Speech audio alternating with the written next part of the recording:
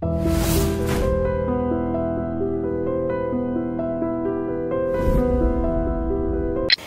నీలి కళ్ళ సుందరిని వెతుక్కుంటూ తెలుగు సినీ పరిశ్రమ కేరళ చేరుకుంది.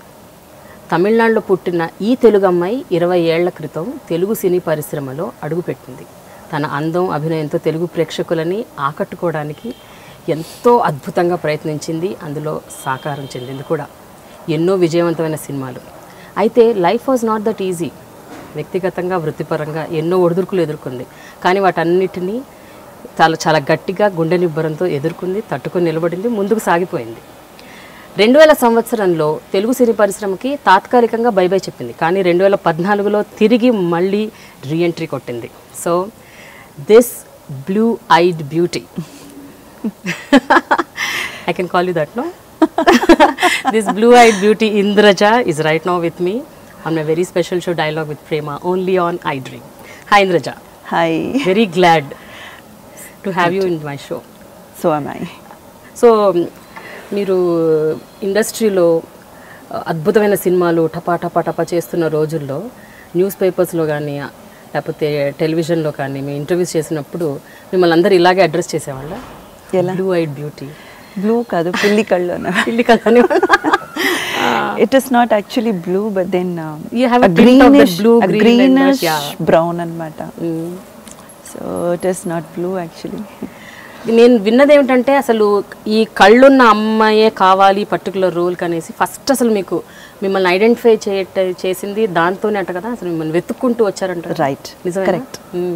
భరత్ గారు జంతర్ మంతర్ అనే ఫిల్మ్ నా ఫస్ట్ ఫిల్మ్ అనమాట.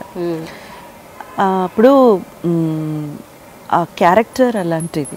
Character name Indraja.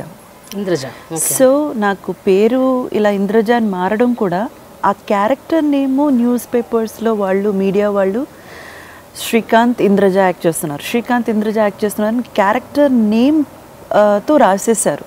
Okay. So మీ ఒరిజినల్ పేరు అది కాదు? నా రియల్ నేమ్ అది కాదు. ఏంటి మీ రియల్ నేమ్? రాజాతి. రాజాతి. రజతియా? రాజాతి. రాజాతి. ఓకే. అంటే అది తమిళ్లో ముద్దుగా పిలుచుకునే పేరు. ఇక్కడ మనం ఎలాగా బుజ్జి, అమ్ములు అంటాం కదా, అలా తమిళ్ వాళ్ళు చాలా బుజ్జిగా పిలుచుకునే పేరు. అంటే మా పేరెంట్కి నేను 5 years తర్వాత పుట్టాను. సో వాళ్ళకి చాలా ముద్దు అనమాట. అంటే 5 years తర్వాత పాప పుట్టింది అని. సో అంత గారాభంగా వాళ్ళు నన్ను పెంచుకున్నారు. పిలిచిన పేరు అది రాజాతి అన్నది. ట్రూలీ అంటే మనకు పెద్దల పేరు పెడతారు కదా జనరల్గా. పాప నేను శుక్రవారం పుట్టాను కాబట్టి లక్ష్మి అని పెట్టారు.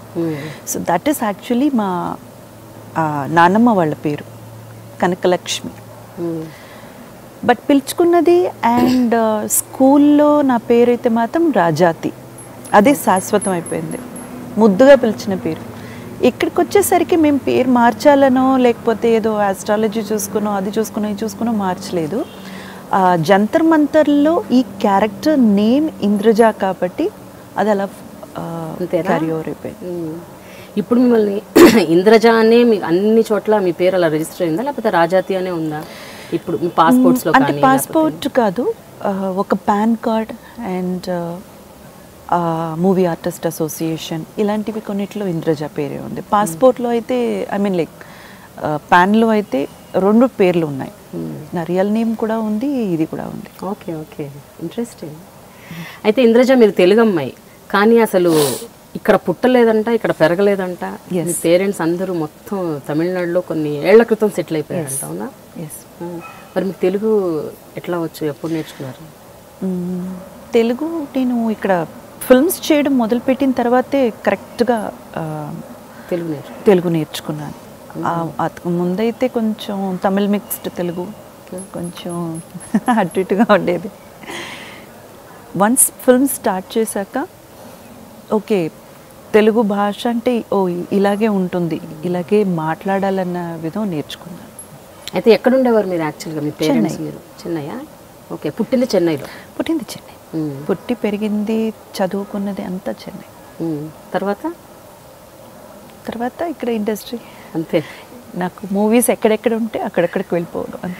కానీ అసలు ఈ అమ్మాయి ఫలానా చోట ఉంది అని అసలు ఎట్లా ఐడెంటిఫై చేశారు? అప్పటికి మీకు ఏజ్ ఎంత? అంటే ఫస్ట్ మూవీ జంతర్ మంతర్. జంతర్ మంతర్లో మీరు యాక్ట్ చేసే టైంకి మీ ఐ వాజ్ ఓన్లీ 14.5 అంతే. నిజంగా చెప్పాలంటే నా బర్త్డే కూడా సమీపంలో ఉంది అంతే. So not even have attain my 15 years. So అప్పటికి మూవీస్కి వచ్చేసాను నేను. సో చాలా చిన్న ఏజ్లో వచ్చేసాను. అంతేనా? కానీ నిజంగా చెప్పండి, 14 ఏళ్ల వయసులో మిమ్మల్ని వెతుక్కుంటూ ఒక ఆఫర్ వచ్చినప్పుడు మీకు కానీ మీ పేరెంట్స్కి కానీ అసలు ఎవరికైనా అసలు మూవీ ఇండస్ట్రీ ఏంటి, అది ఎలా ఉంటుంది, అక్కడికి వెళ్ళటం కరెక్టా కాదా, అసలు మీకు అసలు ఏమైనా ఉందా ఐడియా మీ ఫ్యామిలీకి కానీ మీకు కానీ? అంటే డెస్టినీ అంతేనండి. ఒక చోట మనం ఉండాలన్నది రాసి పెట్టుంటే అక్కడ మనం ఉంటాం అంతే. I believe in that. So classical performances ఇచ్చేదాన్ని. భరతనాట్యం నేర్చుకున్నారు? శ్రీమతి తంగం అని ఒక గురువు దగ్గర నేర్చుకున్నాను చిన్నప్పుడే. సో క్లాసికల్ పర్ఫార్మెన్సెస్ చేసే ట్రూప్స్లో వెళ్ళి చేసేదాన్ని నేను. సో ఆ పర్ఫార్మెన్స్ స్టిల్ చూసి అప్రోచ్ అయ్యారా? కాకపోతే ఒక మేకప్ మ్యాన్ అయితే మాత్రం నా బాగా గుర్తు, ఒక మేకప్ మ్యాన్, ఆయన ముందు వెనుక నేను ఎప్పుడు చూడలేదు. ఆయన వచ్చారు, అప్రోచ్ అయ్యారు, మా నాన్నగారితో మాట్లాడారు. స్టిల్స్ తీసుకోవాలండి ముందు, దేనికైనా అప్రోచ్ అవ్వడానికి స్టిల్స్ తీసుకోవాలి, ఒక ఫోటో షూట్ చేద్దాం అని చెప్పారు. మా నాన్నగారు కూడా ఒప్పుకున్నారు. ఎందుకంటే ఆయనకి నాలోని టాలెంట్ అది ఆయనకి ఎలాగైనా బయట తీసుకురావాలన్న ఆశ.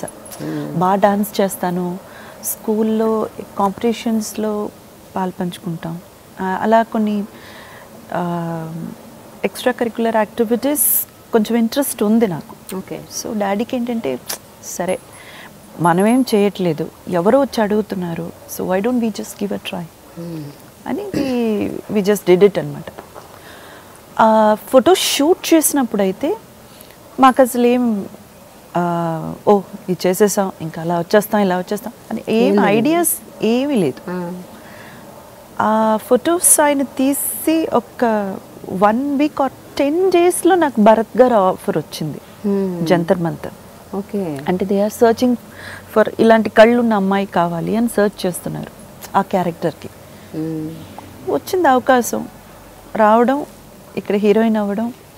జంతర్ మంతర్ జరుగుతుండగా అంటే ఒక 10 to 15 days షూట్ స్కెడ్యూల్లోనే ఎస్వి కృష్ణారెడ్డి గారు సెట్కి వచ్చి నన్ను మీట్ అవ్వడం, ఇలా నా నెక్స్ట్ పిక్చర్లో నువ్వు చేస్తున్నావమ్మా అని చెప్పడం. ఒక ఐ స్టిల్ రిమెంబర్ ఒక డంజన్ లాంటి పెద్ద ఒక అంటే బూత్ బంగ్లా లాంటి ఒక కైండ్ ఆఫ్ ప్లేస్లో వి వర్ షూటింగ్, సికింద్రాబాద్ అనుకుంటా. అక్కడ వచ్చారు ఎస్వి కృష్ణారెడ్డి గారు in person, he came to the set. అందరూ ఒక్కసారికి అలర్ట్ అయిపోయారు, సెట్ మొత్తం అలర్ట్ అనమాట. డైరెక్టర్ గారు వస్తున్నారని. శ్రీకాంత్ అయితే ఏ ఇంత పెద్ద డైరెక్టర్ తెలుసా ఆయన అది ఇది అనేసి. నాకు నిజంగా తెలీదు, నాకు తెలుగు ఇండస్ట్రీ గురించి పెద్ద అవగాహన ఏం లేదు. నువ్వు చేస్తున్నావమ్మా మన పిక్చర్లో? ఓకే సార్ అన్నాను అంతే. సో కట్ చేస్తే నెక్స్ట్ ఎమ్లీలలో heroine, super duper bumper hit అవడంతో I become Telugu heroine. Telugu overnight కదా. Truly it was a blockbuster. So ఎలా అనిపించింది ఇంద్రజ? నాకు తెలిసి జంతర్ మంతర్ కంటే ముందు నేను విన్నది మీరు హలో బ్రదర్ అనే ఒక సినిమాలో కాదు ఎమ్మెల్యేలా వర్క్ చేస్తున్నప్పుడు వచ్చిన అవకాశం అది. ఓకే. అంటే ముగ్గురు రిలీజ్ అయింది hello brothers first. Okay something like that అనుకుంటా. హలో బ్రదర్ రిలీజ్ తర్వాత ఎమ్మెల్యేలా అనుకుంటా. ఓకే. కానీ నాకు బాగా గుర్తున్న విషయం ఏంటంటే మూవీస్ కోసం అంటే ఫీచర్ ఫిల్మ్ గురించి ఒక సాంగ్ చేశానంటే అది ఫస్ట్ సాంగ్ హలో బ్రదర్స్ కోసమే. ఓకే. సో అప్పటికి నేను జంతర్ మంతర్ కానీ ఎమ్మెల్యేలలో కానీ సాంగ్ అయితే ఇంకా మొదలు పెట్టలేదు, సాంగ్ షూట్స్ అయితే. So first song which I perform for a feature film is hello brothers. అదే అసలు ఆ ఆఫర్ ఎలా వచ్చింది, హలో బ్రదర్ ఆఫర్? అది తెలీదు. ఐ వాజ్ వర్కింగ్ ఇన్ ఎమ్మెల్యేలా. ఒకరోజు మా నాన్నగారు వచ్చి చెప్పారు, ఇలా ఒక సాంగ్ అంట నాగార్జున గారితో. నాగార్జున గారు ఇక్కడే కాదు, తమిళ్లో కూడా చాలా ఫేమస్ అనమాట. నాగార్జున గారి పక్కన, ఎస్ ఆయన పక్కన ఒక సాంగ్ చేయాలి. ఓకే. సి అది అంత ఆలోచించే అంత మెచ్యూరిటీ అంత ఏం లేదు. ఏదో షూట్ పిలిచారు, వెళ్ళాం, వర్క్ చేసాం, మళ్ళీ వచ్చాం, అంతే, అంతవరకే. బట్ డెస్టినీ మిమ్మల్ని అక్కడికి తీసుకెళ్ళింది. కానీ మీరు సినిమాలను ఎంచుకోవడంలో కూడా అంటే ఇది కథ బాగుందా, లేకపోతే ఇది నాకు ఈ రోల్ బాగుంటుందా, ఇలా చేయొచ్చా చేయకూడదా, ఇది పెద్ద బ్యానరా పెద్ద డైరెక్టరా, అసలు మీకు ఆ నాలెడ్జ్ కూడా లేదంట కదా. Any offer which is coming to your way మీరు అది యాక్సెప్ట్ చేశారంట. టు వన్ ఎక్స్టెంట్ అది కరెక్టే, కానీ నా క్యారెక్టర్ మాత్రం నేను వినేదాన్ని. ప్రతి ఫిల్ము డైరెక్టర్ ఎవరు, బ్యానర్ ఏంటి, పెద్ద హీరోనా కాదా, ఆ విషయాల మీద పెద్ద ఐడియాస్ లేవు. కానీ నేను చేయబోయే క్యారెక్టర్ ఏంటి, వాట్ ఈస్ మై రోల్ అన్నది విని ఆ తర్వాత ఇచ్చేసాను. కానీ మీరు అన్నట్టు అంత అంత ఆలోచించే నాలెడ్జ్ అయితే మాత్రం అప్పుడు లేదు నాకు. నీకు లేదు, మీ నాన్నగారు కూడా తెలియదు? అసలు తెలియదు. మాకు అసలు ఫిల్మీ బ్యాక్గ్రౌండ్ ఏమీ లేదు. అస్సలు మాకు ఫిల్మ్స్ గురించి చూడడం తప్ప దాని గురించి ఏమీ తెలియదు. టోటలీ జీరో అన్నమాట. సో మా దాకా ఏంటంటే నన్ను ఒక ఆర్టిస్ట్గా గుర్తించి మీరు చెయ్యాలి అని నా దగ్గరికి ఎవరైనా వస్తే ఆ క్యారెక్టర్ నాకు నచ్చితే ఒప్పుకోవడం, చేయడం, that's it. It's as simple as that. We don't think much about వీళ్ళతో చేయొచ్చా, వీళ్ళతో చేయకూడదా, చేస్తే మనకి కాన్సిక్వెన్సెస్ ఎలా ఉంటాయి, ఈ డైరెక్టర్తో ఎందుకు, అవన్నీ నాకు అస్సలు నిజంగా చెప్పాలంటే నాకు థాట్ కాదు, ఐడియాలో ఎక్కడ కూడా లేదు. ఏమీ లేదు. సో ఇంద్రజ, మీరు చెప్పారు అసలు సినీ బ్యాక్గ్రౌండ్ ఏమీ లేదు, అసలు సినిమాలు అంటే ఏంటో కూడా తెలియదు. ఆ టైంలో ఆఫర్ వచ్చినప్పుడు ఇమీడియట్గా తీసుకోవటానికి కారణం కేవలం ఏదో ఎక్స్ప్లోర్ చేద్దాం, చూద్దాం అని ఒకటేనా, లేకపోతే ఏమన్నా కుటుంబ పరిస్థితులు కూడా అటువైపు దారి తీసాయా ఏంటి? అంటే was it a combination of many things? అంటే let's give a try, why not అన్న ఒక్క కాన్సెప్ట్ తప్ప. కుటుంబ పరిస్థితులు అంటే ప్రతి ఫ్యామిలీలో ప్రాబ్లమ్స్ ఉంటాయిలేండి, అవి లేకుండా ఉండదు. కానీ కేవలం ఒక ఫినాన్షియలీ ఏదో ఒకటి మనం చేయాలన్న దాని మీద అయితే మాత్రం కాదు, డెఫినెట్గా కాదు. వస్తే ఎంతో కొంత హెల్ప్ అవుతుందన్న ఆ ఒక విషయం అందరిలో ఉంటుంది కదా. ఇప్పుడు హస్బెండ్ అండ్ వైఫ్ ఇద్దరు ఎందుకు సంపాదిస్తారు, ఒకరి సంపాదన మీద కూడా బతకొచ్చు, కానీ వస్తే ఇంకొక యాడెడ్ ప్లస్ అవుతుందన్న ఒక ఫీల్. సో ఆ విషయం అయితే మాత్రం కాదు. ఎంతోమంది అంటే కొన్ని వేల మంది సంవత్సరాల తరబడి ట్రై చేసినా దొరకని ఒక అవకాశం, square on God without any try, అంటే ఒక్క చిన్న ఎఫర్ట్ కూడా పెట్టకుండా ఎఫర్ట్లెస్గా మాకు వచ్చి మా చేతుల్లో పడిందన్నప్పుడు అది గొప్ప విషయం కదా. సో ఏదో నా డెస్టినీలో ఉంది, దేవుడు అక్కడ నేను ఉండాలని ఆ ఒక అవకాశం మనకి ఇస్తున్నారు. అయినప్పుడు అది సద్వినియోగం చేసుకోవడంలో తప్పే ఉంది. Correct. So it is just like that. ఎందుకంటే సినిమా గురించి ఏమీ తెలియదు, జీరో. అంటే సినిమా ఎలా చేస్తారు, అంటే ఒక మూవీ ఎలా మేక్ చేస్తారు, మూవీలో ఎలా పనిచేస్తారు, ఆ వెనుక ఉన్న విషయాలైతే తెలియదు. కానీ ఒక మూవీ అనేది ఎంత పెద్ద ఒక సర్ప్రైజింగ్ ఫ్యాక్టర్, అంటే అందరూ చూసి అని చూసేటువంటి ఒక విషయం అన్నది అంటే మాత్రం అది అందరికీ తెలుసు. ఒక ఆడియన్గా మనం థియేటర్కి వెళ్ళి కూర్చుని మనం చూస్తున్నామంటే ఆ ఎంటర్టైన్మెంట్ ఇష్టపడే కదా, ఆ ఒక విషయం చాలా మనల్ని అట్రాక్ట్ చేసే కొద్దీ మనం వెళ్తాం కదా. సో అటువంటి ఒక అవకాశం. మీ ఫ్యామిలీ బ్యాక్గ్రౌండ్ గురించి చెప్పండి ఇంద్రజ. మీ మదర్, ఫాదర్? అంటే నాన్న, అమ్మ, నేను పెద్దాన్ని, అంటే I'm the eldest and I have 2 younger sisters. Is that what my family is. Okay. So me father ఒక చోట, మీ మదర్ ఒక చోట ఉద్యోగాలు చేసేవారంట, మీరు మీ మదర్ దగ్గర ఉండేవాళ్ళు, ముగ్గురు. ఎప్పుడు ఫ్యామిలీ మొత్తం కలిసింది మరి?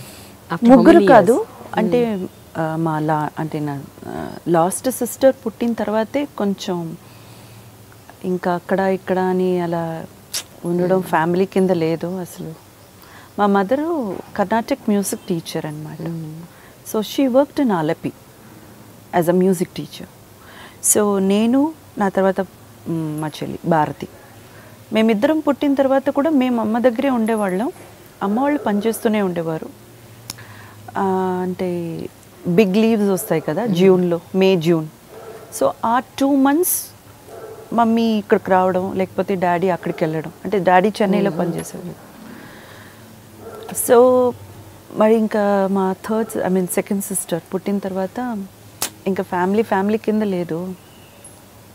సో ఏం చేద్దామని ఆలోచించినప్పుడు మమ్మీ అయితే పర్లేదులేండి, నేను ఎలాగో మ్యూజిక్ టీచర్, అక్కడికి వచ్చినా నేను క్లాసెస్ తీయగలను పిల్లలకి, షిఫ్ట్ అయిపోదాంలేండి అని డిసైడ్ చేసుకుని టోటల్గా చెన్నైకి వచ్చామన్నమాట. అంటే చెన్నైలో ఫుల్ బేస్.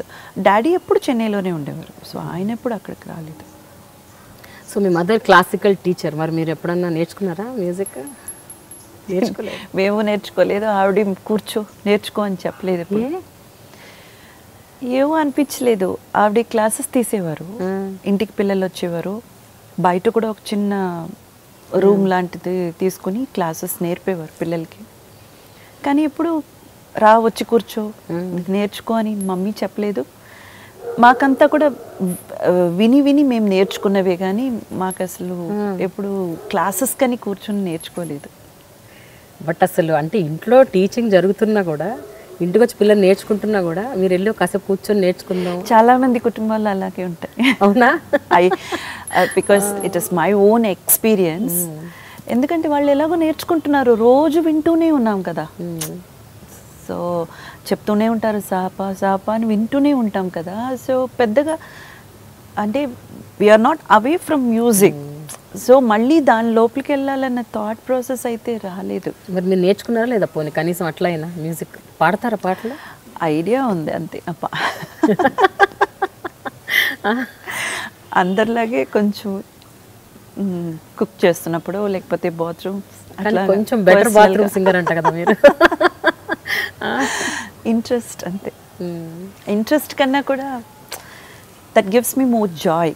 ఓకే. ఒక నాకంటూ పెద్దగా హాబీస్ ఏం లేవు, ఒక బుక్ చదవడం తప్ప. సో పాటలు పాడుకోవడం, అలాగా వంట చేస్తున్నప్పుడు ఒంటరిగా ఇంకేం చేస్తాం, ఏదో ఒకటి అని. Okay, good. సో మరి మీరు నటించిన సినిమాలో పాటలు ఏమైనా మీకు గుర్తున్నాయా లేవా? పాటలని గుర్తుంటాయి కానీ మరీ అంత ఫుల్గా సాంగ్స్ అని గుర్తులేవు. మొత్తం లేకపోయినా కనీసం ఒక 4 లైన్లు అట్లా పాటలు గుర్తున్నాయా మీరు నటించుంటాయి? ఏం పాటలు గుర్తున్నాయి? చాలా ఉన్నాయి. ఎంలీలా, ఆ తర్వాత అమ్మ దొంగ,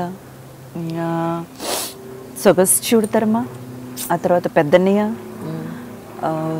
చాలా ఉన్నాయి. ఇంకా అంటే వదిలేసినవి కూడా చాలా ఉంటాయి. జగపతి బాబు గారి మూవీ ఒక చిన్న మాట.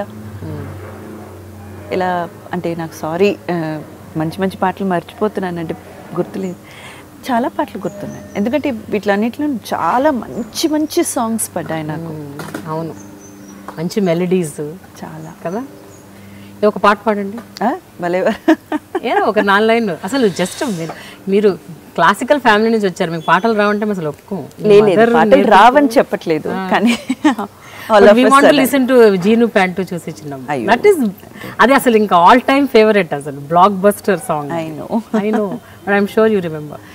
I remember but not so అంత ఫుల్ ఫ్లెష్డ్గా లిరిక్స్ హమ్ చేయడానికి అయితే ఓకే కానీ లెట్ us try. అయ్యో ఒక 4 లైన్లు లేటర్ ఐఎమ్ నాట్ రెడీ. ఇప్పుడు now you're not ready, maybe after 1 hour will do. అయితే ఆ మేకప్ మ్యాన్ ఫస్ట్ మీ ఇంటికి వచ్చేసి నీ ఫోటోలు కొంచెం ఫోటో స్టూడియోలో తీసి పంపియమ్మా అని అన్నప్పుడు మీరు క్యాజువల్గా తీసి పంపించారు. 10 రోజుల్లో మీకు అవకాశం వచ్చింది. మీరు అన్నపూర్ణ స్టూడియోలో ఇట్లా అడుగు పెట్టారు జంతర్ మంతర్ షూట్ కోసం. ఆ ఫస్ట్ డే మీకు గుర్తుందా? మీరు రిమెంబర్? మీరు ఇప్పుడు చెప్పడం మాత్రం బాగుంది, ఇంత బ్యూటిఫుల్గా జరగలేదు. ఓకే, చాలా క్యాజువల్ నార్మల్గా ఉందండి. ఏం పెద్దగా మీరు ఇప్పుడు చెప్పినంత అంత ఇదిగా కూడా లేదు. అంటే ఇప్పుడు నేను జస్ట్ మీకు రీల్ వెనక తిప్పాను అంతే. అయినా మీకు గుర్తుండొచ్చు కదా first day you stepped into అంటే నాకు ఐ థింక్ అన్నపూర్ణ స్టూడియోస్ మనం ఇక్కడికి వచ్చాం, ఇక్కడ ఎంతమంది పెద్ద పెద్ద ఆర్టిస్టులు వర్క్ చేశారు, అస్సలు ఇది ఎటువంటి ప్లేస్ అన్న ఆ వివరాలు ఏవి నాకు తెలీదు. అంటే దేని గురించి అవగాహన లేదు. I'm working in a movie అన్న ఒక ఎక్సైట్మెంట్ అయితే ఉంది. అదర్ దెన్ దట్ గొప్ప వాళ్ళందరూ ప్రెసెన్స్ అయ్యారు, చాలా గొప్ప స్టూడియోలో మనం అడుగుపెట్టాం, ఒక పెద్ద ఒక ప్రారంభానికి మనం పునాది చుట్టాం. అంత అటువంటి ఒక పెద్ద ఇమాజినేషన్స్ ఏమీ లేవు. Today my work is this. అది నేను చాలా చక్కగా ఫినిష్ చేసుకోవాలి. డైరెక్టర్ ఆయన ఏమైతే ఎక్స్పెక్ట్ చేస్తే అది మనం కంప్లీట్ చేయగలగాలి, ఒక సాటిస్ఫాక్షన్గా మన వర్క్ ఉండాలి, అంతవరకే నాకు. అంతకన్నా ఎక్కువ అసలు ఏమీ ఆలోచనలో లేవు. బేసిక్గా క్లాసికల్ డాన్సర్ కాబట్టి మీకు ఆబ్వియస్గా కొన్ని ఎక్స్ప్రెషన్స్, ముఖ కవళికలు అవన్నీ మీకు న్యాచురల్గా వచ్చేస్తాయి because your a dancer. But camera face చేయటం, మీకు రాని ఒక తెలుగు భాషలో డైలాగులు చెప్పటం, కరెక్ట్. సో అవి హౌ వాజ్ ఇట్ ఛాలెంజింగ్? అదే ఎక్స్ప్రెషన్స్ వైజ్ అయితే నాకేం అంత పెద్ద డిఫికల్ట్ అనిపించలేదు, కానీ భాష, ఎందుకంటే మేము ఇంట్లో మాట్లాడుకున్న తెలుగే కాదన్న విషయం నాకు ఇక్కడికి వచ్చాక అర్థమైంది. ఓ ఇదా తెలుగు, అయితే మనం ఏం మాట్లాడాము ఇన్ని రోజులు అంత అదైతే మాత్రం నిజం. కానీ ఎలాగో డబ్బింగ్ ఉంది కాబట్టి వాళ్ళు పెద్దగా పట్టించుకునే వాళ్ళు కాదు, అంటే ఒత్తులన్నీ పలకపోతే అంత పెద్దగా పట్టించుకునే వాళ్ళు కాదు. కరెక్ట్గా డైలాగ్ డెలివరీ ఆ ఎక్స్ప్రెషన్స్తో కరెక్ట్గా మ్యాచ్ అయితే సరిపోతుంది. So that was one thing. And then facing the camera, ఎక్కడ చూడాలి, హెడ్ ఎప్పుడు ఇలా మాట్లాడడం అలవాటు నాకు. ఇప్పుడు కూడా టిల్ టుడే కెమెరామెన్ ఫస్ట్ నాకు చెప్పే అడ్వైస్ టిల్ డౌన్ అంటారు. సో ఈ హెడ్ నాకు ఇప్పుడు క్యాజువల్గా ఇలా మాట్లాడతాం కదా, సో కెమెరాలో ఏమవుతుందంటే ఇలాగ వెళ్ళిపోయి నాస్ట్రల్ గ్యాప్స్ కనిపిస్తూ, సో కెమెరాలో వేరేలా ఉంటుంది. మనం facing the camera is something ఒక డిఫరెంట్ ఆర్ట్. అది చాలా తక్కువ మందికి వస్తుంది. సో అవన్నీ నేర్చుకున్నాను. లైటింగ్స్కి షాడో పడితే ఎలాగ ముందు వెనక అడ్జస్ట్ అవ్వడం, అలాంటి కొన్ని న్యూయాన్సెస్ నేర్చుకున్నాను. ఎస్వి కృష్ణారెడ్డి గారితో పనిచేసిన ఆ ఎక్స్పీరియన్స్ ఎట్లా ఉండదు? అంటే is a brilliant director, no doubt about it. But ఆయనతో వర్క్ ఎక్స్పీరియన్సెస్ ఏమైనా గుర్తున్నాయా మీకు? ఏమైనా మంచి మెమరబుల్ ఇన్సిడెంట్స్? నాకు గుర్తున్నవంతా ఏంటంటే he's like master to me. ఎంత మనం ఈరోజు మాట్లాడుకున్నా, జస్ట్ బికాస్ ఆఫ్ ఎమ్మెల్యేలా ఐమ్ హియర్ టుడే. సో ఆయన పట్ల నాకున్న కృతజ్ఞత భావం ఎప్పుడు తగ్గలేదు, ఒక్క క్షణం కూడా తగ్గలేదు.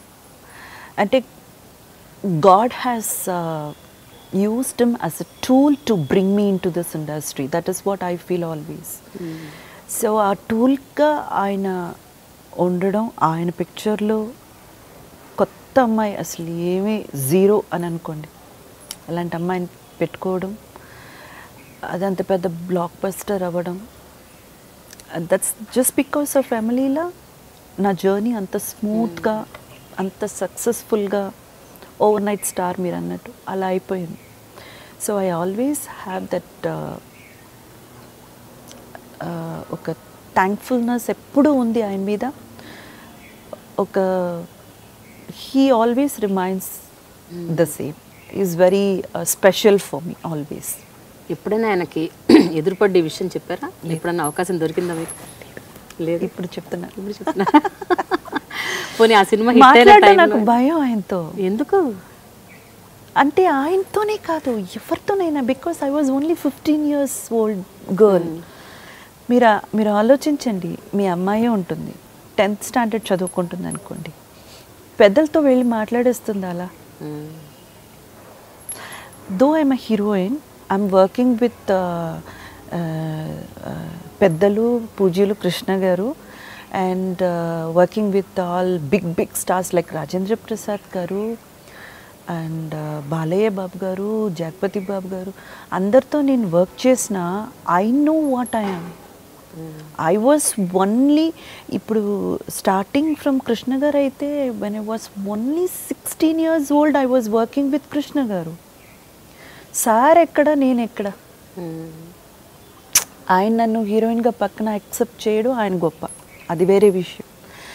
బట్ నాకేంటంటే ఒక 10th standard చదివే అమ్మాయి, ఒక ఇంటర్ ఫస్ట్ ఇయర్ చదివే అమ్మాయి ఏం మనస్తత్వం ఉంటుందో ఆ మనస్తత్వంలోనే నేనున్నాను. People may look in to me like she's a heroine, అది ఇది ఆ హీరోయిన్కున్న రేంజ్లో వాళ్ళు ఆలోచించవచ్చు. ఒక బాగా అడల్ట్ మ్యాచ్యూర్డ్ పర్సన్గా వాళ్ళు నన్ను ఆలోచించవచ్చు. కానీ నాకు తెలుసు వాట్ ఐ యామ్. నాకు ఇంకా మెచ్యూరిటీ లెవెల్సే రాలేదు. అంటే మైండ్ వైజ్ నేను ఎవరిని చూసినా నాకు భయమే. ఇంకా ఎవరిని చూసినా మాట్లాడాలా వద్దా ఈ కాన్ఫ్లిక్ట్ నాలో పెద్ద it took half of my time అన్నమాట. ఏం మాట్లాడాలి, నీట్గా మాట్లాడడం రాదు అంటే భాష ముందు ప్రాబ్లం. సెకండ్, మనం మాట్లాడి ఏమైనా తప్పు అయిపోతుందో అన్న భయం. మాట్లాడకపోయినా ప్రాబ్లమే. మళ్ళీ పొగరు, అమ్మాయి చూసావా చాలా పొగరు, అలా కూర్చుంది అని అంటారు. నాకు ఏం చెయ్యాలో అర్థం అయ్యేది కాదు. అంటే in front of camera act చేయడం కూడా నాకు పెద్ద కష్టం అనిపించలేదు. Dealing with people exactly. Behind కెమెరాలో అలాగే కొంతమంది వచ్చి చెప్పేవాళ్ళు, వాళ్ళ పాప అంటే వాళ్ళ కూతురు కానీ కొడుకుని కానీ తీసుకొచ్చి, మేడం మా అమ్మాయి అండి, మా అబ్బాయి, ఓ హాయ్ హలో అని 9th standard చదువుతుంది, వాడేమో ఇప్పుడు 10th standardకి వచ్చాడు. నేను అలా చూసేదాన్ని, అంకుల్ నేను కూడా అదే అంకుల్, మీరు నన్ను మేడం అని పిలుస్తున్నారు. ఓకే, చదువుకుని ఉంటే నేను కూడా ఆ క్లాస్లోనే ఉండేదాన్ని. మేబీ అరౌండ్ ఒక 1 or 2, మేబీ నేను ఫస్ట్ ఇయర్ కాలేజ్ ఆ రేంజ్లో ఉండేదాన్ని. ఏం అర్థమయ్యేది కాదు నాకు ఎలా బిహేవ్ చేయాలని. People are looking me as a matured person. నేనేమో ఇంకా మెచ్యూరిటీకి రాలేదు. సో మీకు ఇవన్నీ తెలుసు అప్పట్లో? ఓ నాకైతే చాలా చాలా చాలా కష్టంగా ఉండేది. And that is the main reason నేను ఎవరితో ఎక్కువగా మాట్లాడకపోవడం, నాలో నేను ష్రింక్ అయిపోవడం, కొంచెం ప్రైవసీ మెయింటైన్ చేయడం, కొంచెం ప్రైవేట్గా ఉండడం. Not because I don't want to get talking to others or I don't want to get mingle with others. I'm not sure నేనేం మాట్లాడాలి, ఎలా ఆ టాపిక్ని తీసుకువెళ్ళాలి, అవేమీ తెలిసేది కాదు. అయితే ఈ రకంగా సెట్స్లో ఉన్నప్పుడు మీరు ఎట్లా ఉండేవారు? జస్ట్ ముభావంగా ఒక పక్కన కూర్చోవడం, మీ షాట్ వచ్చినప్పుడు వెళ్ళిపోయి చేసేయడం? మరీ అంత కూడా కాదు, లేదు, మరీ అంత కామ్ క్వైట్ కంపోజ్డ్ కూడా కాదు. మాట్లాడతాను, బాగానే మాట్లాడతాను. కానీ కొంతమంది ఉంటారు కదా వాళ్ళ, అంటే ఇప్పుడు ఒక రాజేంద్ర ప్రసాద్ గారు అయితే truly wonderful person to deal with. అంటే నా వరకు, అంటే it's my personal opinion I'm saying. చిన్న పిల్ల మనస్తత్వంతో కూడా ఆయన మాట్లాడగలరు. అంటే ఎవరితోనైనా ఈజీగా డీల్ చేయగలరు. నేను ఆయనతో వర్క్ చేసినప్పుడల్లా నవ్వుతూ హ్యాపీగా సెట్లో మాట్లాడుతూ అలాగే ఉండేదాన్ని. కానీ మనం ఇప్పుడు మీరు అడిగారు కదా ఎస్వి కృష్ణారెడ్డి గారు, ఇంకా ఒక్కొక్కరిని తీసుకున్నారనుకోండి, వాళ్ళంతా వేరే, అంటే ప్రతి ఒక్కరికి ఒక్కొక్క మైండ్ సెట్ ఉంటుంది, వాళ్ళ బిహేవియర్ వేరేలా ఉంటుంది కదా. సో వాళ్ళు మాట్లాడకపోతే నేను మాట్లాడను. ఆయన ఎదుట మనిషి మాట్లాడితేనే, అది మగాళ్ళైనా సరే ఆడాళ్ళైనా సరే, వాళ్ళు మాట్లాడిన తర్వాతే నేను మాట్లాడతాను. సో మనకు కొంచెం కంఫర్ట్ లెవెల్స్ కరెక్ట్గా ఉంటుందా, కనెక్ట్ అవుతుందా, ఓకే ర్యాపం వస్తుందా, అవన్నీ తెలుసుకున్న తర్వాత మాట్లాడతాను అంతే. సో అప్పట్లో గ్యారంటీ మిమ్మల్ని అనుకునే ఉంటారు అయితే, పొగరు ఇంద్రజాకి చాలా మంది. నా బాధ ఏంటో నాకు తెలుసు, ఎవరితో వెళ్ళి చెప్పుకోను. చెప్పుకున్నారు అదే ఇప్పుడు ఎవరైతే మీ గురించి అలా అనుకున్నారో వాళ్ళందరూ అయ్యో పాపం అనుకుంటారు. నాకు తెలుసు నేను లోపల ఎంత దడ దడ దడ దడ దడ దడ షేక్ అయిపోయింది. ఓకే. మరి అలీతో ఎలా ఉండేది మీ వర్క్ ఎక్స్పీరియన్స్? అలీ ఎట్లాగో ఆయన ఫస్ట్ మూవీ అనుకుంటా అనేది యాజ్ అ హీరో లాంచ్ చేసింది యమలీల. లాంచ్ చేసింది సరే. ఆయన జోవియల్గా ఉంటారండి, ఆయన అందరితో అలాగే ఉంటారు కదా, జోవియల్గా, ఆయన సరదాగా. బట్ మీతో పాటు స్టార్ట్ అయిన కొంతమంది కెరియర్స్ ఉన్నాయి, లైక్ ఆమని అంటే 1-2 months ముందు అనుకుంటా వచ్చింది. సౌందర్య, ఆమ్ని, ఈవెన్ వీళ్ళు రంభా, వీళ్ళందరూ 2-3 months తేడా. మంత్స్ కాదండి, ఇయర్స్. 2-3 years మేబీ అరౌండ్ ఒక 90-91లో వాళ్ళు వచ్చి ఉంటారు, if I'm not wrong. 94. Okay, 94 మీ సినిమా రిలీజ్ అయింది, బట్ 94లోనే స్టార్ట్ అయింది. ఓకే, నేను 94కు ముందు చేయలేదు. 94 ఫెబ్లో పూజ అనుకుంటా, ఎమ్లీలా, ఇఫ్ ఐఎమ్ నాట్ రాంగ్. ఫెబ్లో pooja, April end, May first week ఏదో release. I'm not so sure about the dates, but then 94. But 2-3 years difference ఉన్నా కూడా మిమ్మల్ని అందరినీ ఒక లీగ్లో పెడతారు జనరల్గా. అంటే మీరు రంభా, ఆమని వీళ్ళందరూ you're all in one league అని కౌంట్ చేస్తుంటారు.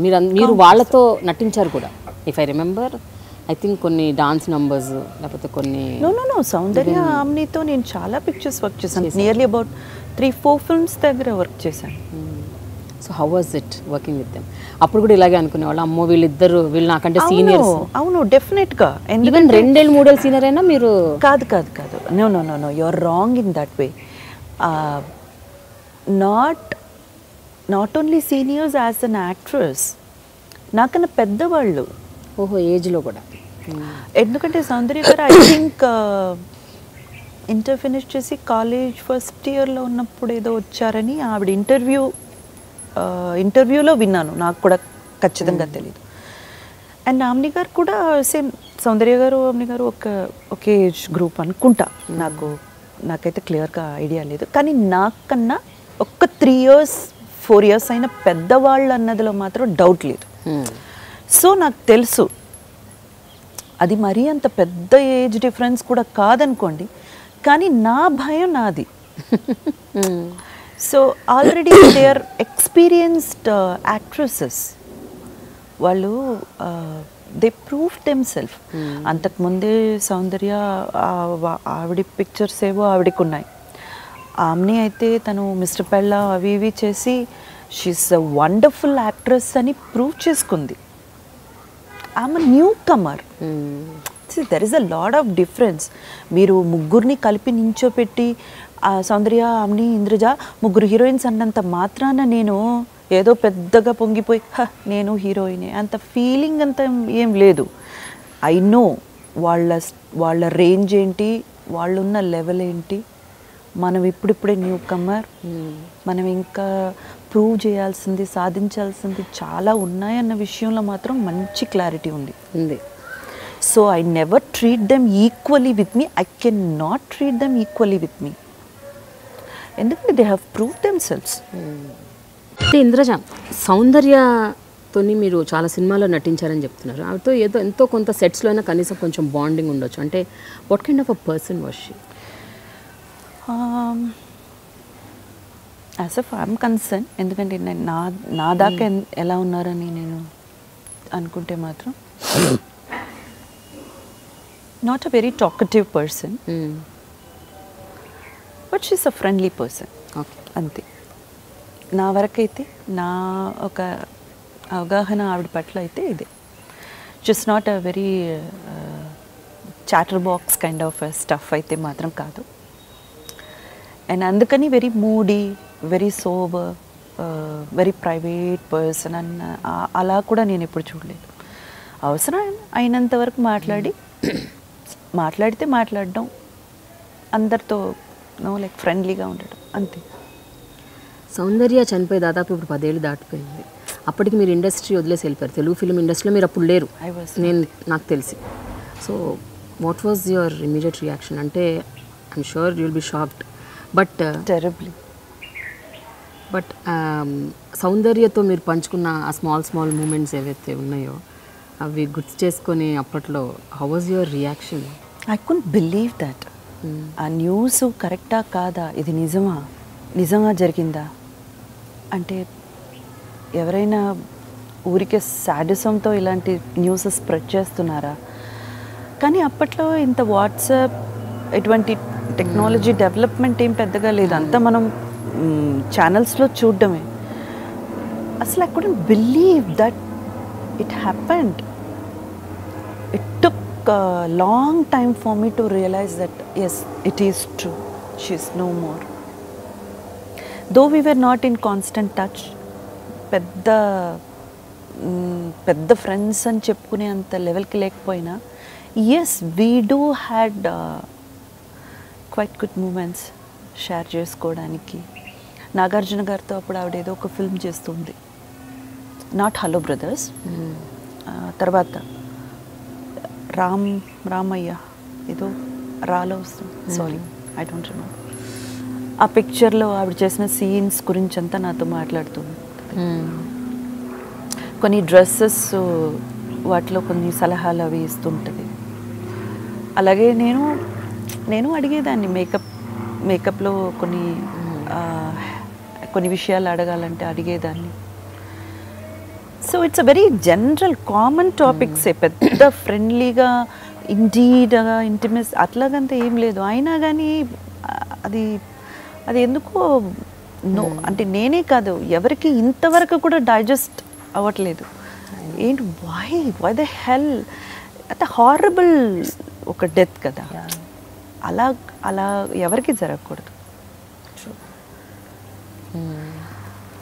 అయితే మీరు స్టార్స్ ఎవరితోనూ చేయలేదు ఎక్సెప్ట్ బాలకృష్ణతో తప్ప. బాలకృష్ణ అండ్ కృష్ణ గారితో చేశారు, బాలకృష్ణ గారితో చేశారు. బట్ మిగతా ఎనీబడి మీరు చిరంజీవి గారితో చేయలేదు, నాగార్జున, వెంకటేష్, అంటే అప్పట్లో ఉన్న ఆ స్టార్స్ ఎవరితోనూ మీరు యాక్ట్ చేయలేదు. ఏంటి కారణం ఏంటి?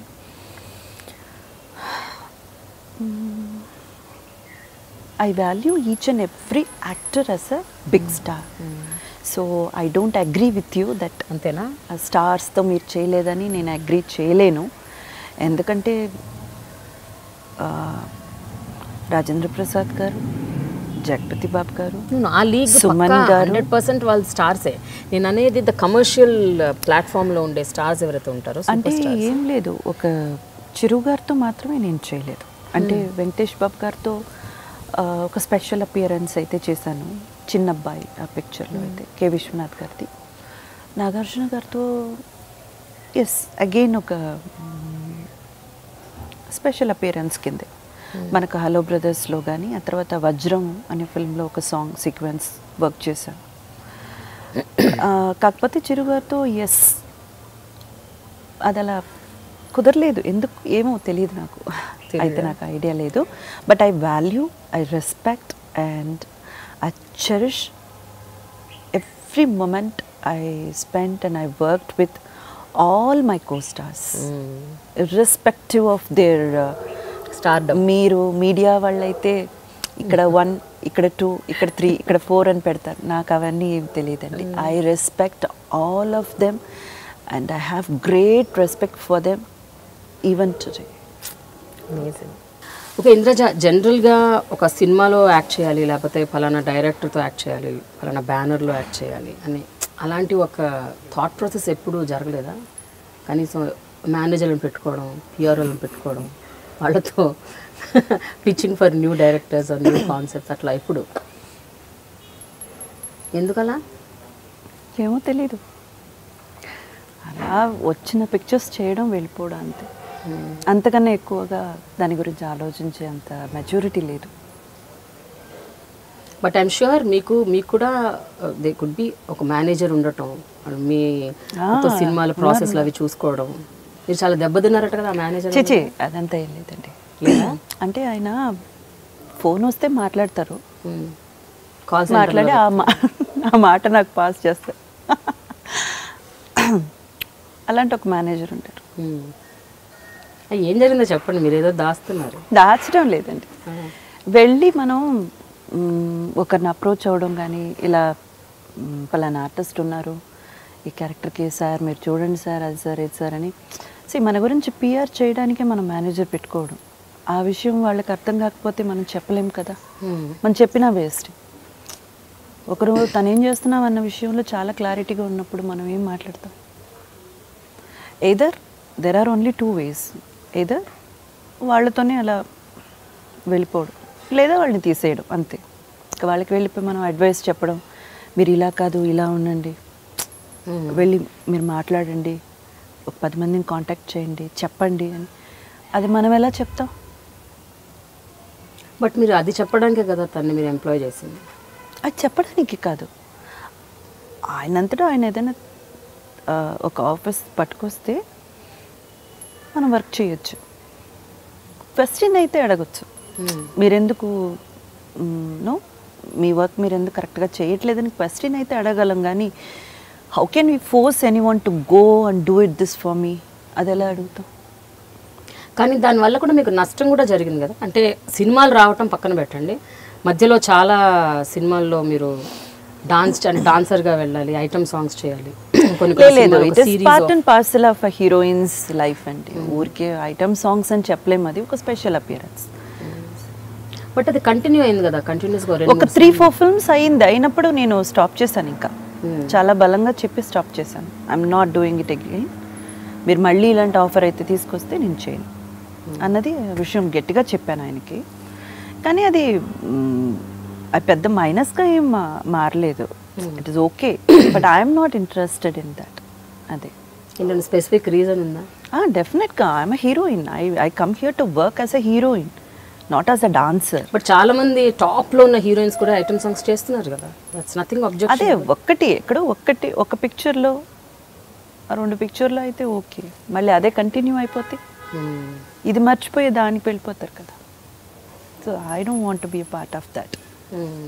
అయితే ఒక సినిమాకి మీకు పెట్టకుండా అడ్వాన్స్ కూడా తీసేసుకొని మీరు చెయ్యాలి అని చెప్పిన సందర్భంలో పుట్ యువర్ ఫుట్ డౌన్ అంట. అవును, అది శోభన్ బాబు గారి ఒక ఫిల్మ్. ఆ ఫిల్మ్ అయితే ఏదో 3-4 హీరోయిన్స్. అప్పుడు అది కొంచెం ఫేమస్, ఒక ట్రెండ్. 2-3 హీరోయిన్స్ ఒక హీరోతో పాట చేయడం. ఆల్రెడీ నేను ఒక 3-4 సాంగ్స్ అలా చేసేసాను స్పెషల్ అపియరెన్స్ కింద. మళ్ళీ అవే చేయాలంటే కష్టం కదా. సో కొంచెం గట్టిగా చెప్పాను, లేదమ్మా నేను అడ్వాన్స్ తీసేసుకున్నాను, ఈ ఒక్క సాంగ్ చేసి పెట్టు, ఒక్క సాంగ్తో ఫినిష్.